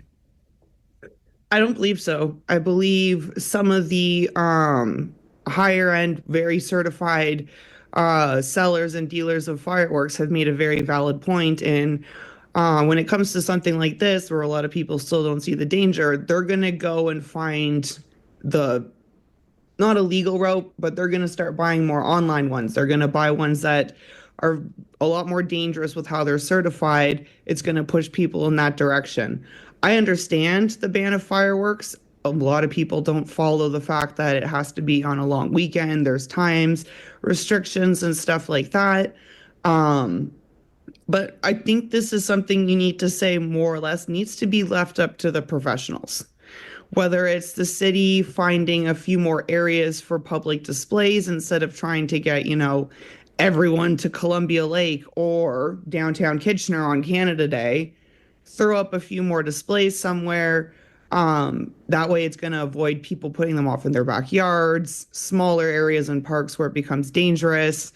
There's a whole lot of other things and good points made about, there's a lot of people with PTSD who are war veterans with the sounds. I never liked the sound as a kid. Like, I always had my fingers in my ear. I couldn't do the loud popping noise. And I mean, drone shows are amazing. Like, can we start going that way? Those things are cool. They are awesome. Like, there are some insane fireworks, but I mean, some of the best memes every July 4th is, today there's an American out there who doesn't know it's their last day with, 8 fingers and 2 thumbs. So, and it happens here. And I think that officially banning the sale is going to push people into a worse direction of buying just almost knockoff fireworks pretty much. Yeah, the thrill of going after the forbidden, I suppose. I got to be honest, I've always loved fireworks. When I was a kid and got to go to Disney World, I was as excited for the fireworks as I was for Mr. Toad's Wild Ride. Like, I wanted to see the big fireworks at the end. Canada Day in Ottawa was really special for me to be a part of that celebration as well, and I looked forward to the fireworks then. But Janice, I'll bring it over to you on this. Kitchener Mayor Barry Verbanovic he voted against the ban, saying it's government overreach. How do you feel about this? I think there's a lot more issues that the fireworks sales cause than it benefits the community. There's more incidents every year. Like last year in Kitchener Victoria Park was a lot of problems. And I was at the Sustainable Waterloo Region Awards last night, and some of my friends brought up good points that the threats to wildlife. Apparently, bats get impacted by fireworks, and some of them end up dying because it blows out their eardrums. And a lot of other critters are affected by fireworks. A lot of cities now are phasing into drone shows instead of fireworks. So I think that's like a natural progression for us to take. And, doing something good for the environment is definitely a great point. And just adding to community safety, reducing, community issues during holidays is also a good point. So I think I agree with the ban. Well, now we have another way. Instead of swatting a bat with a broom, we can just set off a firework and maybe take care of the bat and the belfry problem that we might have at home. Julie, I'll bring it over to you on this. Yeah, I think all the points that were made are really good ones. I I think that for some, it'll prohibit them from buying, but really if they're into fireworks and they want to do fireworks, they're going to just go to the next town and get them, or they're still going to be available. And at the end of the day, I don't think that people who are breaking the bylaws will care about that. It's really difficult to enforce because we don't have enough bylaw officers to begin with, and they're dealing with a whole variety of things. And, if someone sets fireworks off behind my house, by the time someone can actually come and investigate it, so they just don't have a lot of tools to deal with this. So maybe this helps. I do love the drone shows. I think they're really cool, and really, for the environmental reasons alone, are the direction we should be going in. But yeah, it remains to be seen. I do tend to agree that there are other things that our government should be worrying about right now, locally and otherwise, and this doesn't really hit the top of the list for me. Yeah, and I think you're onto something there, Julie, with the effectiveness or lack thereof that such a bylaw will have. I mean, you might feel good, or you may say, well, now we've done something, but then you'll realize, because the other important point I think you made is that those who are already using fireworks recklessly, they're going to find fireworks and continue to use them recklessly. But let me bring this back to you for a second, Janice, because Caitlin said something earlier that really struck me, and that is if the cities made more public spaces available. Our neighborhood used to gather and do that in a schoolyard when I was a kid. I don't think it was in contravention of the bylaw. I think we could do that. Parents all chipped in and we all got to go to the schoolyard. Like, would displays like that maybe be a step in the right direction here? Or do you think just go drones all the way? I think drones all the way, because it still causes the environmental issues. And then another one that was mentioned was dogs and pets. They get freaked out. And then there are more holidays added, I think, Diwali and Chinese New Year and Canada Day and Victoria Day, so that the schedule got a little bit too crowded, I think, for the community. So that's just more issues. More people, more problems, more holidays, more fireworks. Janice, Jim, Julie Colflesh, Caitlin Kilgore with us on the Friday 4 Roundtable this morning. We'll take a break. When we come back, Alberta now. First it was Quebec. I think they're still staying. But Alberta wants to leave the Federation. No more Alberta in Canada. What do we do about Western alienation? We talk about it as our Friday 4 Roundtable continues on the Mike Farwell Show. 570 News Radio and Rogers TV.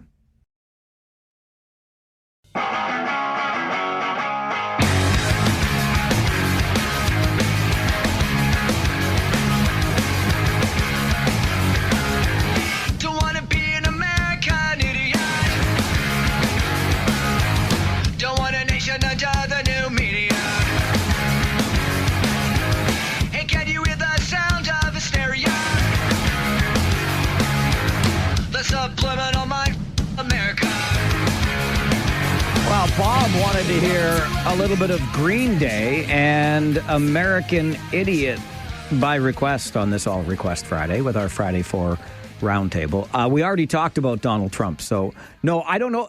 Alberta Idiot, what, Bob, did you request? I'm making stuff up as I go along here, and I'll say those outrageous things and leave the kindness to our guests this morning. Those guests are Janice, Jim, Julie Colflesh, Caitlin Kilgore. Janice, I'll let you open on this one. I'll let you. How generous of me. It's your turn, Janice. That's all. Alberta. Danielle Smith, the premier there, says, I want out. Like, we got to get a better deal here for Alberta, or we're going to consider some separation here. Even some kind of referendum vote coming up. I don't know. I grew up in a world or in a Canada where only Quebec wanted to separate. What do we make of this, Janice? I think it's a silly threat to save her political career. I read that she's just doing it to prevent the creation of another party that would split the right wing vote. And her party's mirrored in scandals and is in trouble, and she's just throwing this dart at the wall to save her own seat. This is basically what David Cameron did with Brexit. His party was in trouble, and he just threw up this Brexit plan to distract, and look what happened. And it's also weakening our position with the U.S. because with Alberta threatening to withdraw, the U.S. is thinking that we could court them as the 51st state. It's just the territory of Alberta, and it's weakening our bargaining position with them with the U.S. That's a good point. United we stand, and divided, well, we know how the rest of that goes. And interesting point around trying to solidify her own political position. I really enjoyed, because I wonder how much the headline on a recent poll said 1 in 4 Albertans are in favor of separation. I liked the people that rewrote that headline, though, and said, well, 3 of 4 are not. So 75%, an overwhelming number, want to stay as part of Canada. So I don't know how much that helps her politically. But Julie, I'll swing it over to you for thoughts on Alberta separation. Yeah, I agree. It's just a bunch of political grandstanding and being performative to distract from incompetence in other areas. So, I don't put a lot into it. I think that, highlighting the fact that 3 out of 4 do not want to separate, it's just unfortunate that we have to deal with these distractions in the midst of some really serious things that require unity across the country. So I think it shows the kind of leader that she is, and she's not in it to play for Canada. And I mean, in some ways, I understand that that's not her role, but we are dealing with some things right now that require that unity. And she's continues to be a disappointment. Will this be, do you think, Julie, a distraction for Prime Minister Carney, or something that he's really going to have to address? I don't think so. I think it immediately brought other people out to say, I don't want to separate. It really kind of blew up in her face in a lot of ways. So I don't think so. I think it's just a bunch of nonsense. Caitlin, what's your take on the idea of Alberta leaving the Federation? Well, it's not going to happen. So you can't go. Well, it's not just that, but I mean, both Julie and Janice have made excellent points. It's to try to save her career. It's, it wasn't me, it's them, it's not me, when I haven't done anything anyways. And, a distraction tool, it's trying to save her career. I think it was perfectly planned that, because a Liberal government and a Liberal prime minister was voted in, perfect timing to keep that wedge, keep that division between Canadians. Also, if somehow it does happen, you're not taking the entire province of Alberta with you. There is a massive amount of treaty land. There is a massive amount of crown land, which you don't own. So you're going to be left with these, teeny tiny little pockets? And of what? And I think that in their mind, it's just kind of we want to go against the norm. We want to be whatever. And there's so much more to it. Okay, enjoy finding your new currency, because you're not taking ours with you. You've got a flag. You got your provincial flag. You got no anthem. What's your government? You've got one party then? You're ruled by one part. It's funny, because when it comes down to it, will Mark Carney talk about it? He'll pass it off. No. Should he talk about it? No, because we all know at the end of the day, it's going to be a disaster. And when you look down at everything that's going on, and you just look at how it would have to play through, once you look through it, it's nope, done, next topic, it's over with. So I mean, when you put it that way, it takes all the fun out of Danielle Smith's position. But, Janice, you got me thinking when you talked about Danielle Smith's own political career and how this might be an attempt to resuscitate and or save it. How about the fact that the leader of the Conservative Party is likely to soon become a Conservative MP in the province of Alberta? I don't know about you, but I'm getting the popcorn ready for this sideshow. Yeah, definitely. Watching Doug Ford and PP duke it out has been very interesting as well.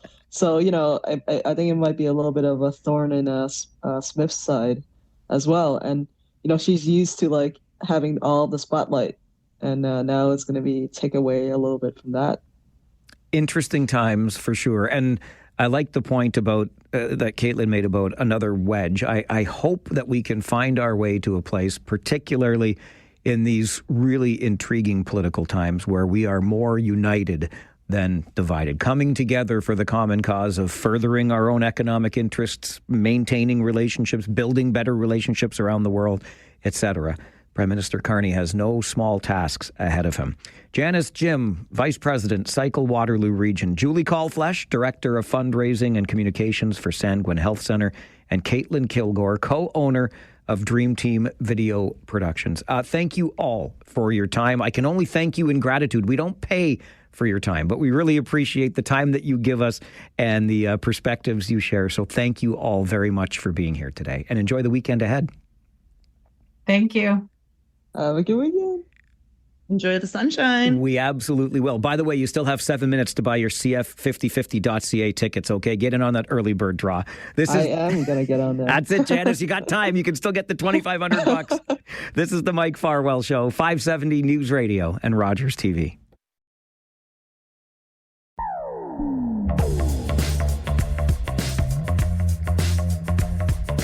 We are minutes away from the noon hour, which means minutes away from the early bird draw. $2,500 cash from TLC Pet Food in the Farwell for Hire 50/50. TLC Pet Food's owner, Eric Cuttis, joins me in studio. You remember last year when we did this, Eric, and you won your own early bird prize? That was a tense moment, wasn't it? It just goes to show we have no control over this. The number is being chosen by Cystic Fibrosis in Toronto. And I had bought my tickets just before coming down to the studio and won that day. So I have not bought yet. So I will not be the winner today for sure. That's a good way to do it. Yeah. It's your own early bird prize, so you're going to wait till afterwards and then buy your tickets. Yes. So if I think through previous winners, not only, of the early bird, but of the 50/50 in general, it's been a mixed bag. Some people bought the week before. Remember, a couple years ago, the guy on the radio said, my wife made me buy them today. Yes. And all of that. So it's been a wonderful basket of winners. And I remember the stories last year from people sending the money back home. I want to say to the Dominican Republic to help family, and then the big winners. And so it's just a great part of it. And we're proud and happy to encourage. And what numbers, huh? I was just going to say, how about that jackpot? Yeah. It's over 56,000 as we speak. Yeah, and it's just starting. Right? And we know a lot of the momentum comes at the end as people watch this jackpot grow, but what a big start. So we're happy, and 3 early bird prizes this year. So there's a lot to keep people moving and keep buying tickets and all of that. So we're excited. Thank you again for the launch party for Farwell for Hire. You really know how to do that, huh? My beloved took care of all of it. She can plan a party, let me tell you. Good time. Good caterers there, Village Caterer. Good to see them again. And we love to eat. And they put on quite the spread. And your good friend Dave Schneider doing the opening remarks. And I still disagree with you on Dave a little bit. I still think he's a good-looking guy. And one of the nicest guys you'll ever meet, but he was lying through his teeth that night. All right, Eric Cuttis is here. You brought $2,500 to give away, right? We have it on the table. Okay, you got 30 seconds left. If you go to cf5050.ca before noon, the $2,500 early bird prize is about to be awarded. The overall jackpot, more than $56,000, that will continue adding up through the month. So hang in there. If you've got your ticket, the number and the name of the winner is coming.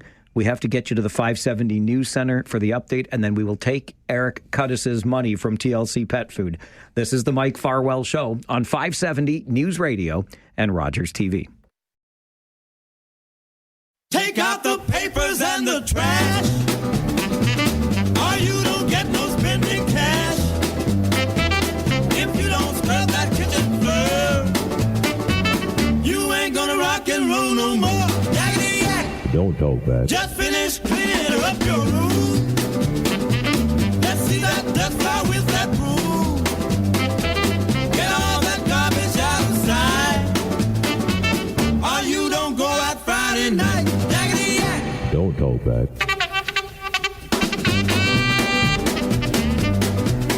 Well, if I could do a drum roll, I would, but I can't.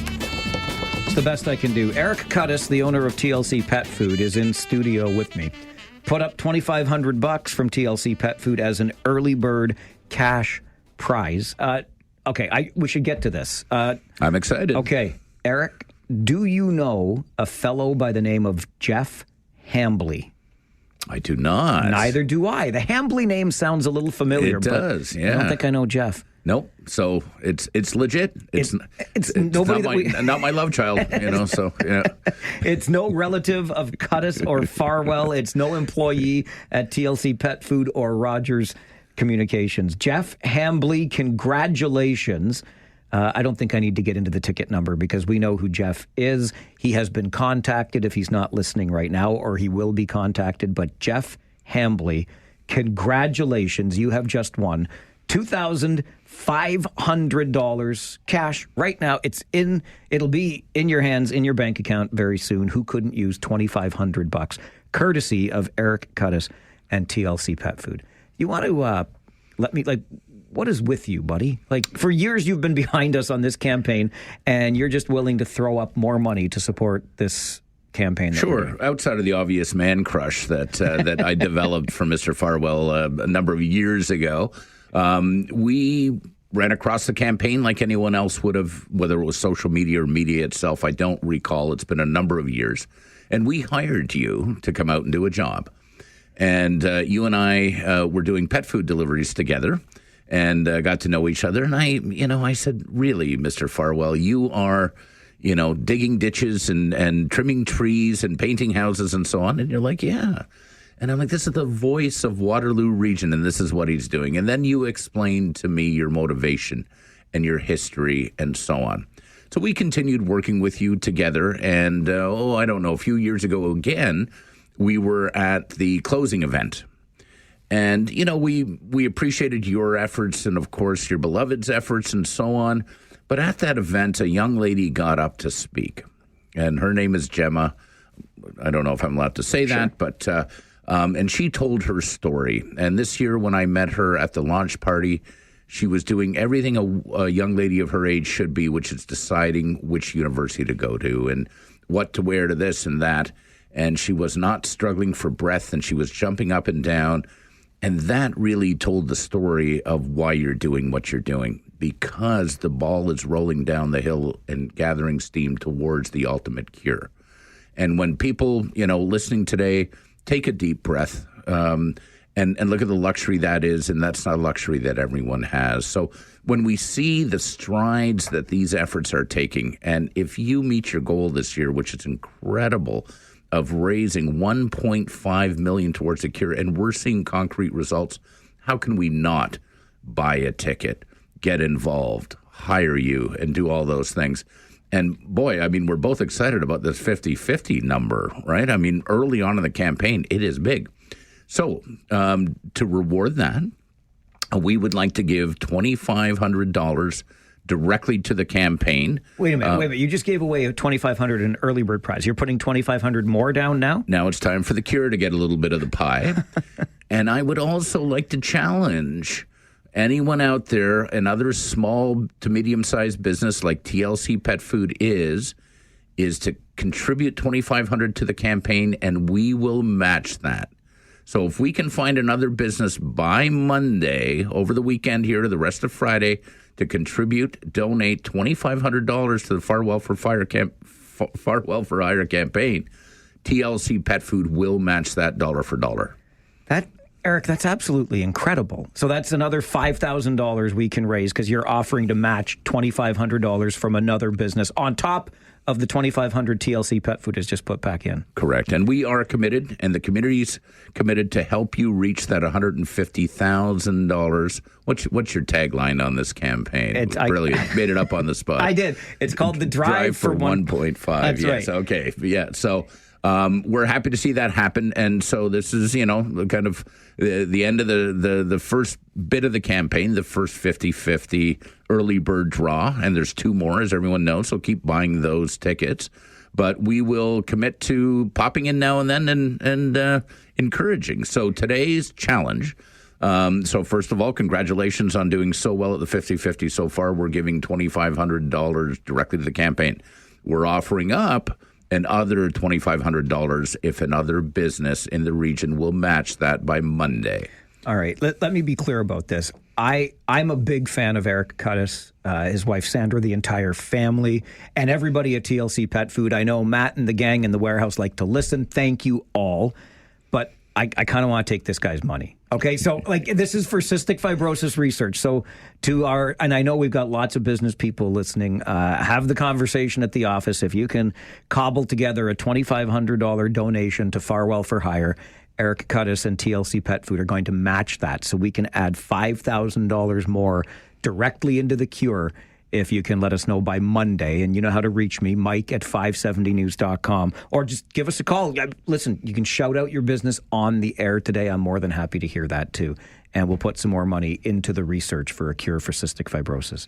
You are an incredibly generous soul. Thank you very, very much. Well, we still bow to you in this. I mean, you are still out there building arbors and trimming trees and cleaning windows and doing everything you can with your sweat equity. So the least the community can do, and especially the small business community, because we live and work in a region that's phenomenal, is support this. So easy, buy a ticket, buy a bunch of tickets, buy 10,000 tickets, do what you can. But now we're tapping the shoulders of our fellow business owners to say, hey, pass the hat, write the check, and we will match it. Let's do that by Monday. Let's find someone that'll step up, donate $2,500 directly to the Farwell for Hire campaign, and TLC Pet Food will match that. I remember that first time you hired me, you were sharing the story about you and I out delivering pet food. And I remember, Eric, my beloved, and I were talking about it last night.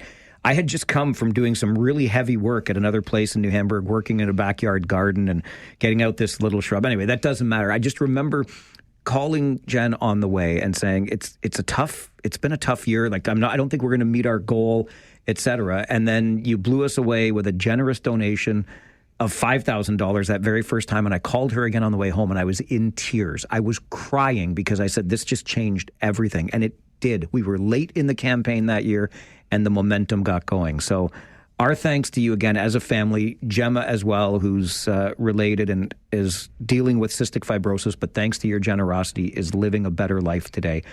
$2,500 from a local business, and Eric and TLC Pet Food will match it if you get in touch with us by Monday to increase the money for that research. Before I let you go, this is a big month for TLC. Not only are you partnering with us on this and helping to incentivize the community, but brand new digs for you there in New Hamburg. Yes, our Canadian headquarters. We finally got to move in recently, and we've got the big shindig coming up to welcome and invited guests to that to see it, and of course we'll be hiring someone to speak at that. We're wondering who. Is it between you and Schneider? We'll see. No. I come cheaper, pal. I come cheaper. Not this month. That's true.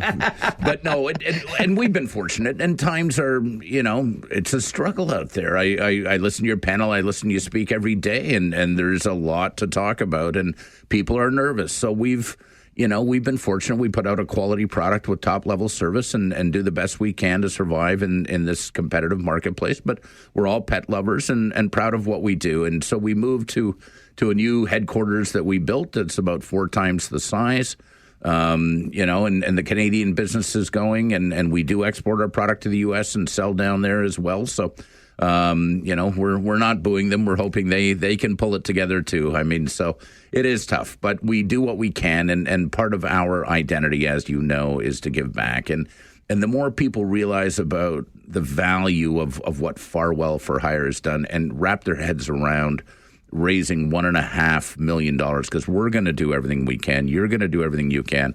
And hopefully your listeners and the community will do everything they can to get us to that 1.5. So we're going to keep pushing. Buy the tickets, give the money, donate, hire Mike, do everything you can, set up an event. The cure is there. And every dollar you sweat through with your efforts gets us one step closer, and that's why we're doing this. To get to that 1.5 million, we need 150,000 this year. I know that we can do it, and Eric just put out the challenge. He will match TLC Pet Food and Eric Cuttis a $2,500. He just made one of his own. And if you put up $2,500 as a small to medium-sized business in this community, TLC Pet Food will match it. Just let me know before Monday morning, and we'll put another $5,000 into research. We are forever grateful to you, sir. Thank you very much for being here. Love you. Good to see you, man. Eric Cuttis, TLC Pet Food. The 50-50 early bird winner is Jeff Hambley. Congratulations. This is the Mike Farwell Show, 570 News Radio and Rogers TV.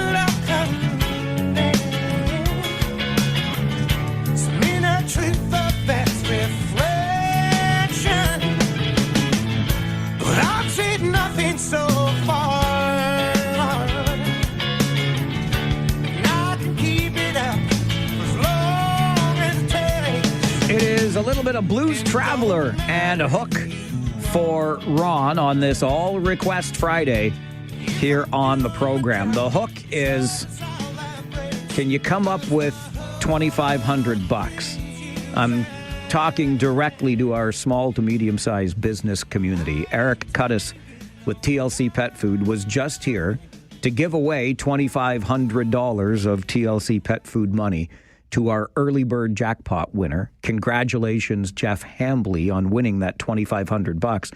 And then Eric said, you know what? We're going to give another $2,500 directly to the Farwell for Hire campaign, right into CF Research, and said, if another business can come up with $2,500 by Monday morning, start of day, they will match that $2,500 as well. So you can help us get $5,000 more, $7,500 in total, including the $2,500 that TLC Pet Food just gave, into our fund for researching cystic fibrosis. Help us out if you can. You know how to reach me for sure. Let's get to the phones here, as it is Free Phones Friday and a Talkback Hour. Norma, good afternoon. Hi, good afternoon. I've got a couple of things, actually, that I want to say. First off, I happened to come across TLC yesterday when I was out in New Hamburg going to the plant sale at MCC Thrift Store. And I don't have a pet, so that's fine. But for those of your listeners that do, if you know where the MCC Thrift Store is, then they're kind of right across the street on the other corner of that road. I can't remember what it was, but if you know where it is, then that's where TLC is. Well, like and beautiful new building. The great thing is they deliver directly to your door, and you don't even have to think about it. Oh, there you go. There you go. Anyway, the reason I called, and I'll have to hope for some of the other prizes, because Jeff, congratulations to Jeff for getting the $2,500. But anyway, the reason I called, your LRT story at the beginning of the show, you know, when I heard that the region was going to divide the thing and not include Cambridge in the build, I said to anyone who would listen, I will never live to see Cambridge get the LRT. And I remember a couple of years back, you had a story about the LRT, and I called in and voiced my displeasure at our taxes paying for Kitchener and Waterloo's LRT, and you berated me and said that I shouldn't be that way. And when Cambridge gets theirs, you're going to stand down at the bottom of Shanks Hill and say, I'm not going to pay for Cambridge's LRT. Do you remember that? Oh, I do, Norma, I do. And you know what? You were right, and I was dead wrong. So now we're getting, well, maybe, and I don't know whether I'll ever live to see that day. But anyway, at the time, they consoled us by saying, oh, but you're getting enhanced bus stops. Oh, great. That's wonderful. And now, yeah, the chances of us ever getting a light rail into Cambridge is, and they should have done it at the time. I should have done it. Could have done it. I appreciate the counselor that you had on, Adam, I think. Yeah, it was Counselor Adam Cooper. Yeah, his comments about how, you know, Cambridge is getting the short end of the stick here, and it's not right. All right, Norma, appreciate the call. I feel for you. And again, I'll say you were right. I really believed when we were doing phase one. I still think we should have done the entire system the first time, but I fully believed we would get to phase two. Not overnight, but I thought we would get there. I'm starting to hear the sounds that phase two is becoming more and more dream and less reality. I hope I'm wrong, but I from what I'm hearing, I don't think that I am. Evan, good afternoon. Farwell, what's up? I'm good. How are you? Oh, it's Maple Leaf playoff game day, baby. Game day, baby. Maple Leafs taking on the dirtiest player in hockey, Sam Bennett, and the Florida Panthers. Yeah, and Brad Marchand as well. I don't care. Sam Bennett, dirtiest player in hockey. End of story. Yeah, and after the Leafs knocked up the Sens, you know what the Sens did? Golfed? No, they joined the team I'm not going to mention in the unemployment line. Wow. Evan throwing some serious shade at the team that shall not be named. Well played. Don't get too far ahead of yourselves, Leafs fans, but we're feeling pretty good with the position we're in. Speaking of hockey, how about those Oshawa Generals? First team these OHL playoffs to beat the London Knights. Wow, a 4-2 win for Oshawa in the opener of the OHL final last night. This is the Mike Farwell Show. Free phones Friday, 570 News Radio, Rogers TV. Yeah, you just heard that right. My buddy Jackson Parsons just letting you in on the next early bird draw in the Farwell for Hire 50-50. It's an experience. You don't get it anywhere else. You can't even put a price on it. You can win it, though, by going to cf5050.ca and buying a ticket. Grant, hang in there with me. I think we've got some great news coming our way right after this update, and I'll take Grant's call. Not the usual Grant. It's a different Grant as we continue Talkback on the Mike Farwell Show, 570 News Radio and Rogers TV.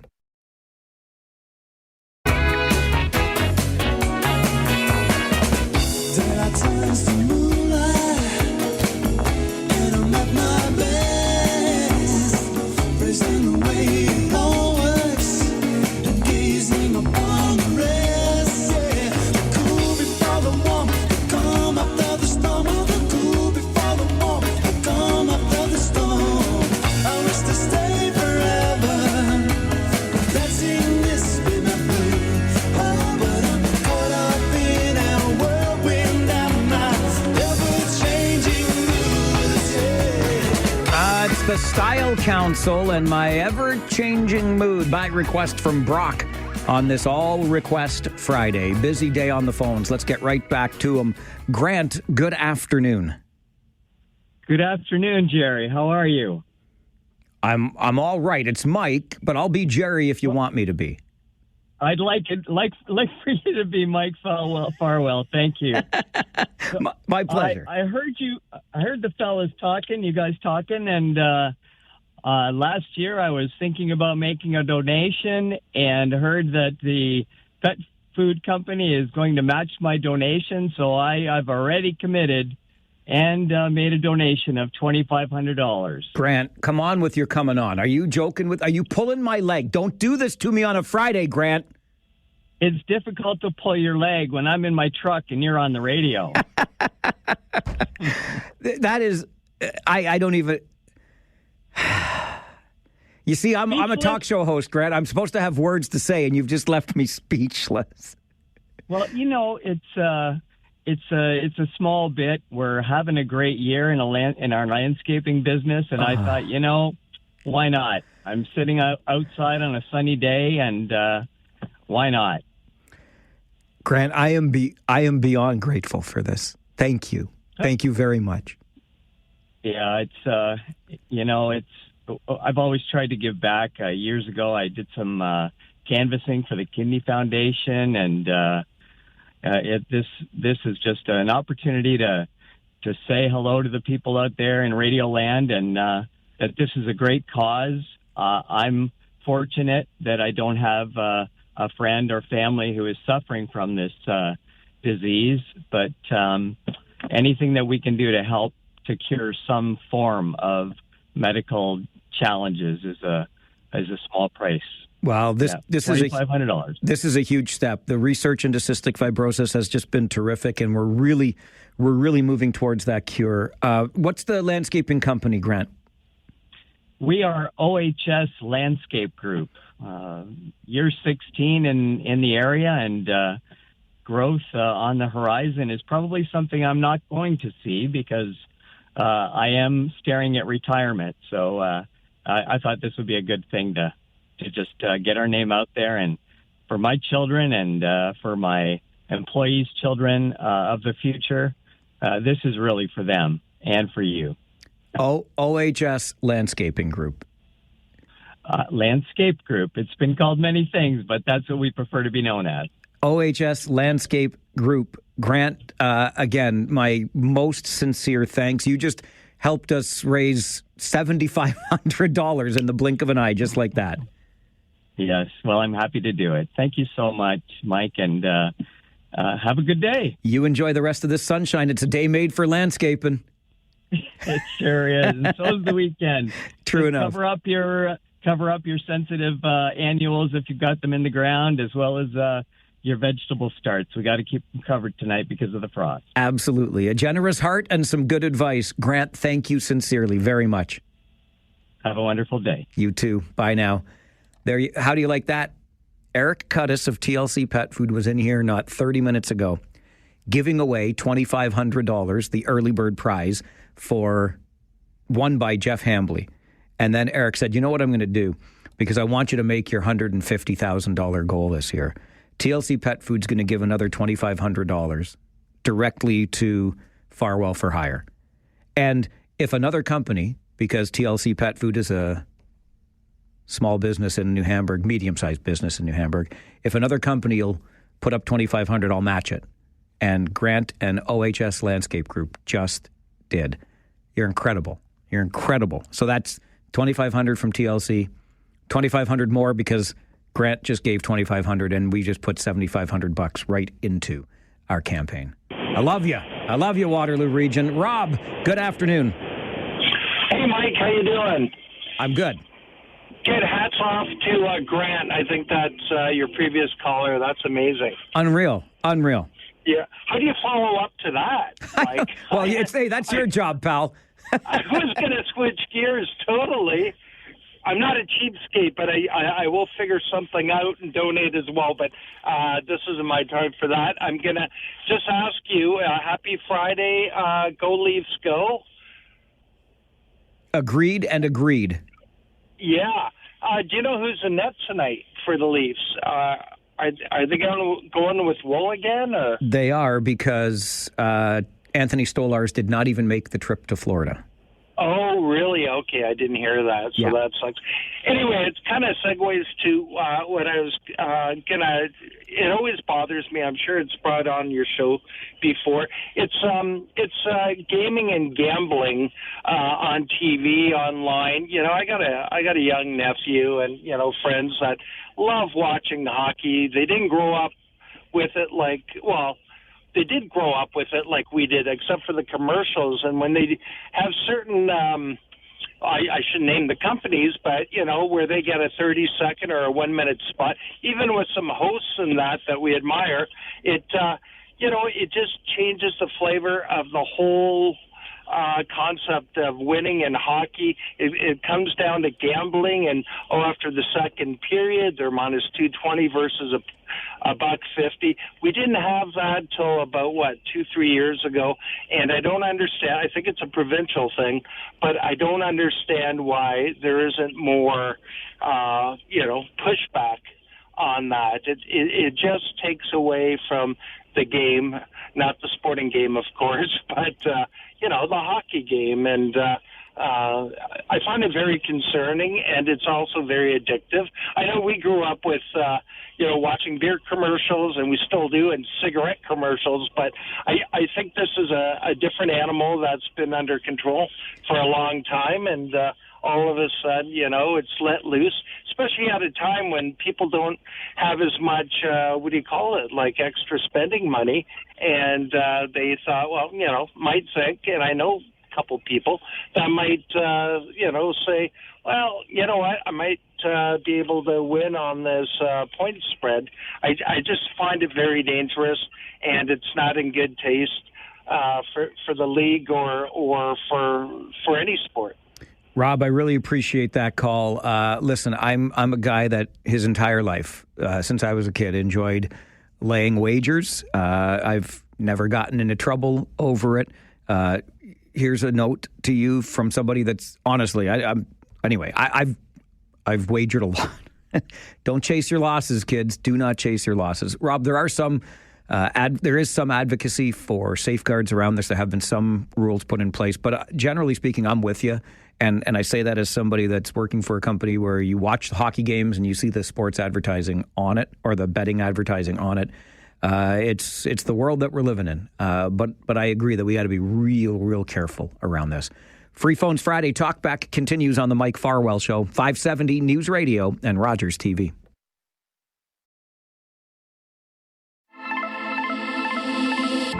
Now here you go again, you say you want your freedom. Well, who am I to keep it down? It's only right that you should play the way you feel it. Listen carefully to the sound. That is, by request, David Guetta featuring Morton and Dreams for Andre on this All Request Friday. Look, Andre, I love you. Don't mess with my Stevie Nicks and Fleetwood Mac, okay? Just let them be who they are. I would have rather heard the original, but hey, you take your remixes all you want. It's a busy Friday on Free Phones. Rory with us. Good afternoon, Rory. Hey, Mike. How you doing, sir? I'm doing very well, thank you. How are you? I'm doing great. Good. And, before I comment on the LRT, I got to ask you, Mike, I mean, how humbling of an experience must Farwell for Hire be when you've got folks like Eric Cuttis and the gentleman from OHS Landscaping today? I don't even know where to begin with the people in this community that have lifted this campaign to almost $1.5 million, Rory. And by the way, sir, I received my booking through my booking agent for your job later this month, too. So thank you for continuing to support. I do whatever I can, Mike. And I'm looking forward to seeing you and putting you to work. Can't wait, buddy. I'll work for you. Maybe some real work for a change. I don't know. Let's not get carried away, Rory. You know what I'm capable of. That is true. Absolutely. But yeah, the generosity of TLC, unbelievable. And again, the new grant at OHS, shout out to him for sure. I'm not surprised about the LRT, Mike. I know you are an optimist and a half glass full kind of guy, but I really believed at the time, and obviously now, that the train was missed when Cambridge was left behind in the phase one. There should have never have been two phases. And, it just kind of goes, unfortunately, to the old sung story that you and I both know fully well about the disparity between Cambridge and Kitchener-Waterloo within this region. And, really would love to get Councillor Doug Craig's view on this. He's obviously seen this train depart the station over the last several years, but really was a lost opportunity. And to think that they're going to do a third, to your point, the region picking up $1.5 billion. I mean, pass whatever you got in your hand right now, because, clearly I need some. Definitely to our new MPs that have just been elected, especially Connie Cody in Cambridge. Now's your time to do something for Cambridge, and as well as our, I guess, somewhat newly elected MPs, or maybe not. I think they were all reelected, weren't they, Mike, provincially? But there's an opportunity here to spur economic prosperity, and this kind of project could be something that the provincial government and the federal government take on to help stimulate our economy with everything that's going on internationally and with the United States. So somebody's got to step up, Mike. Rory, well said, sir. Well said, as always. And a great call out and challenge to our newly elected MPs. You want a project? You want to build some nation, one community at a time? This community could use phase 2. Phil, you're on Talkback. Good afternoon. Good afternoon, Mr. Mike. I got 3 comments to make. First of all, good things happen to good people, and Grant and Eric showed that. They are the good people. Don't you include me in that club? I'm the no rest for the wicked guy, pal. You're the mortar that keeps the bricks together. I appreciate you, Phil. Thank you for and that. Another good thing was listening to the live radio broadcast last night of listening how the Knights lost to the Oshawa Generals. It's funny how the entire OHL community outside of London celebrates a Knights loss, Phil. What are you doing? And my dad would say that would knock them down a few notches. Yeah, well, just be careful when you poke that bear in the eye, okay? Well, I'm allowed 15 minutes. That's all right. The Ranger timeline. Yeah. And the third point, we had our Prime Minister go to Washington earlier this week, and I didn't see or hear anything about any protests from people in the United States of him attending. That tells you something. What does it tell us? Canada and our Prime Minister that, they have no issues with us. Okay. I got you. Phil, right. Thank you for that. Okay. Enjoy your day. 10-4. Over and out, good buddy. I think Phil might be alluding to the fact that if it was the other way around and Donald Trump was coming here, there might be some protests. I don't know. Maybe so. It's Free Phones Friday, your Talkback Hour on the Mike Farwell Show, 570 News Radio and Rogers TV.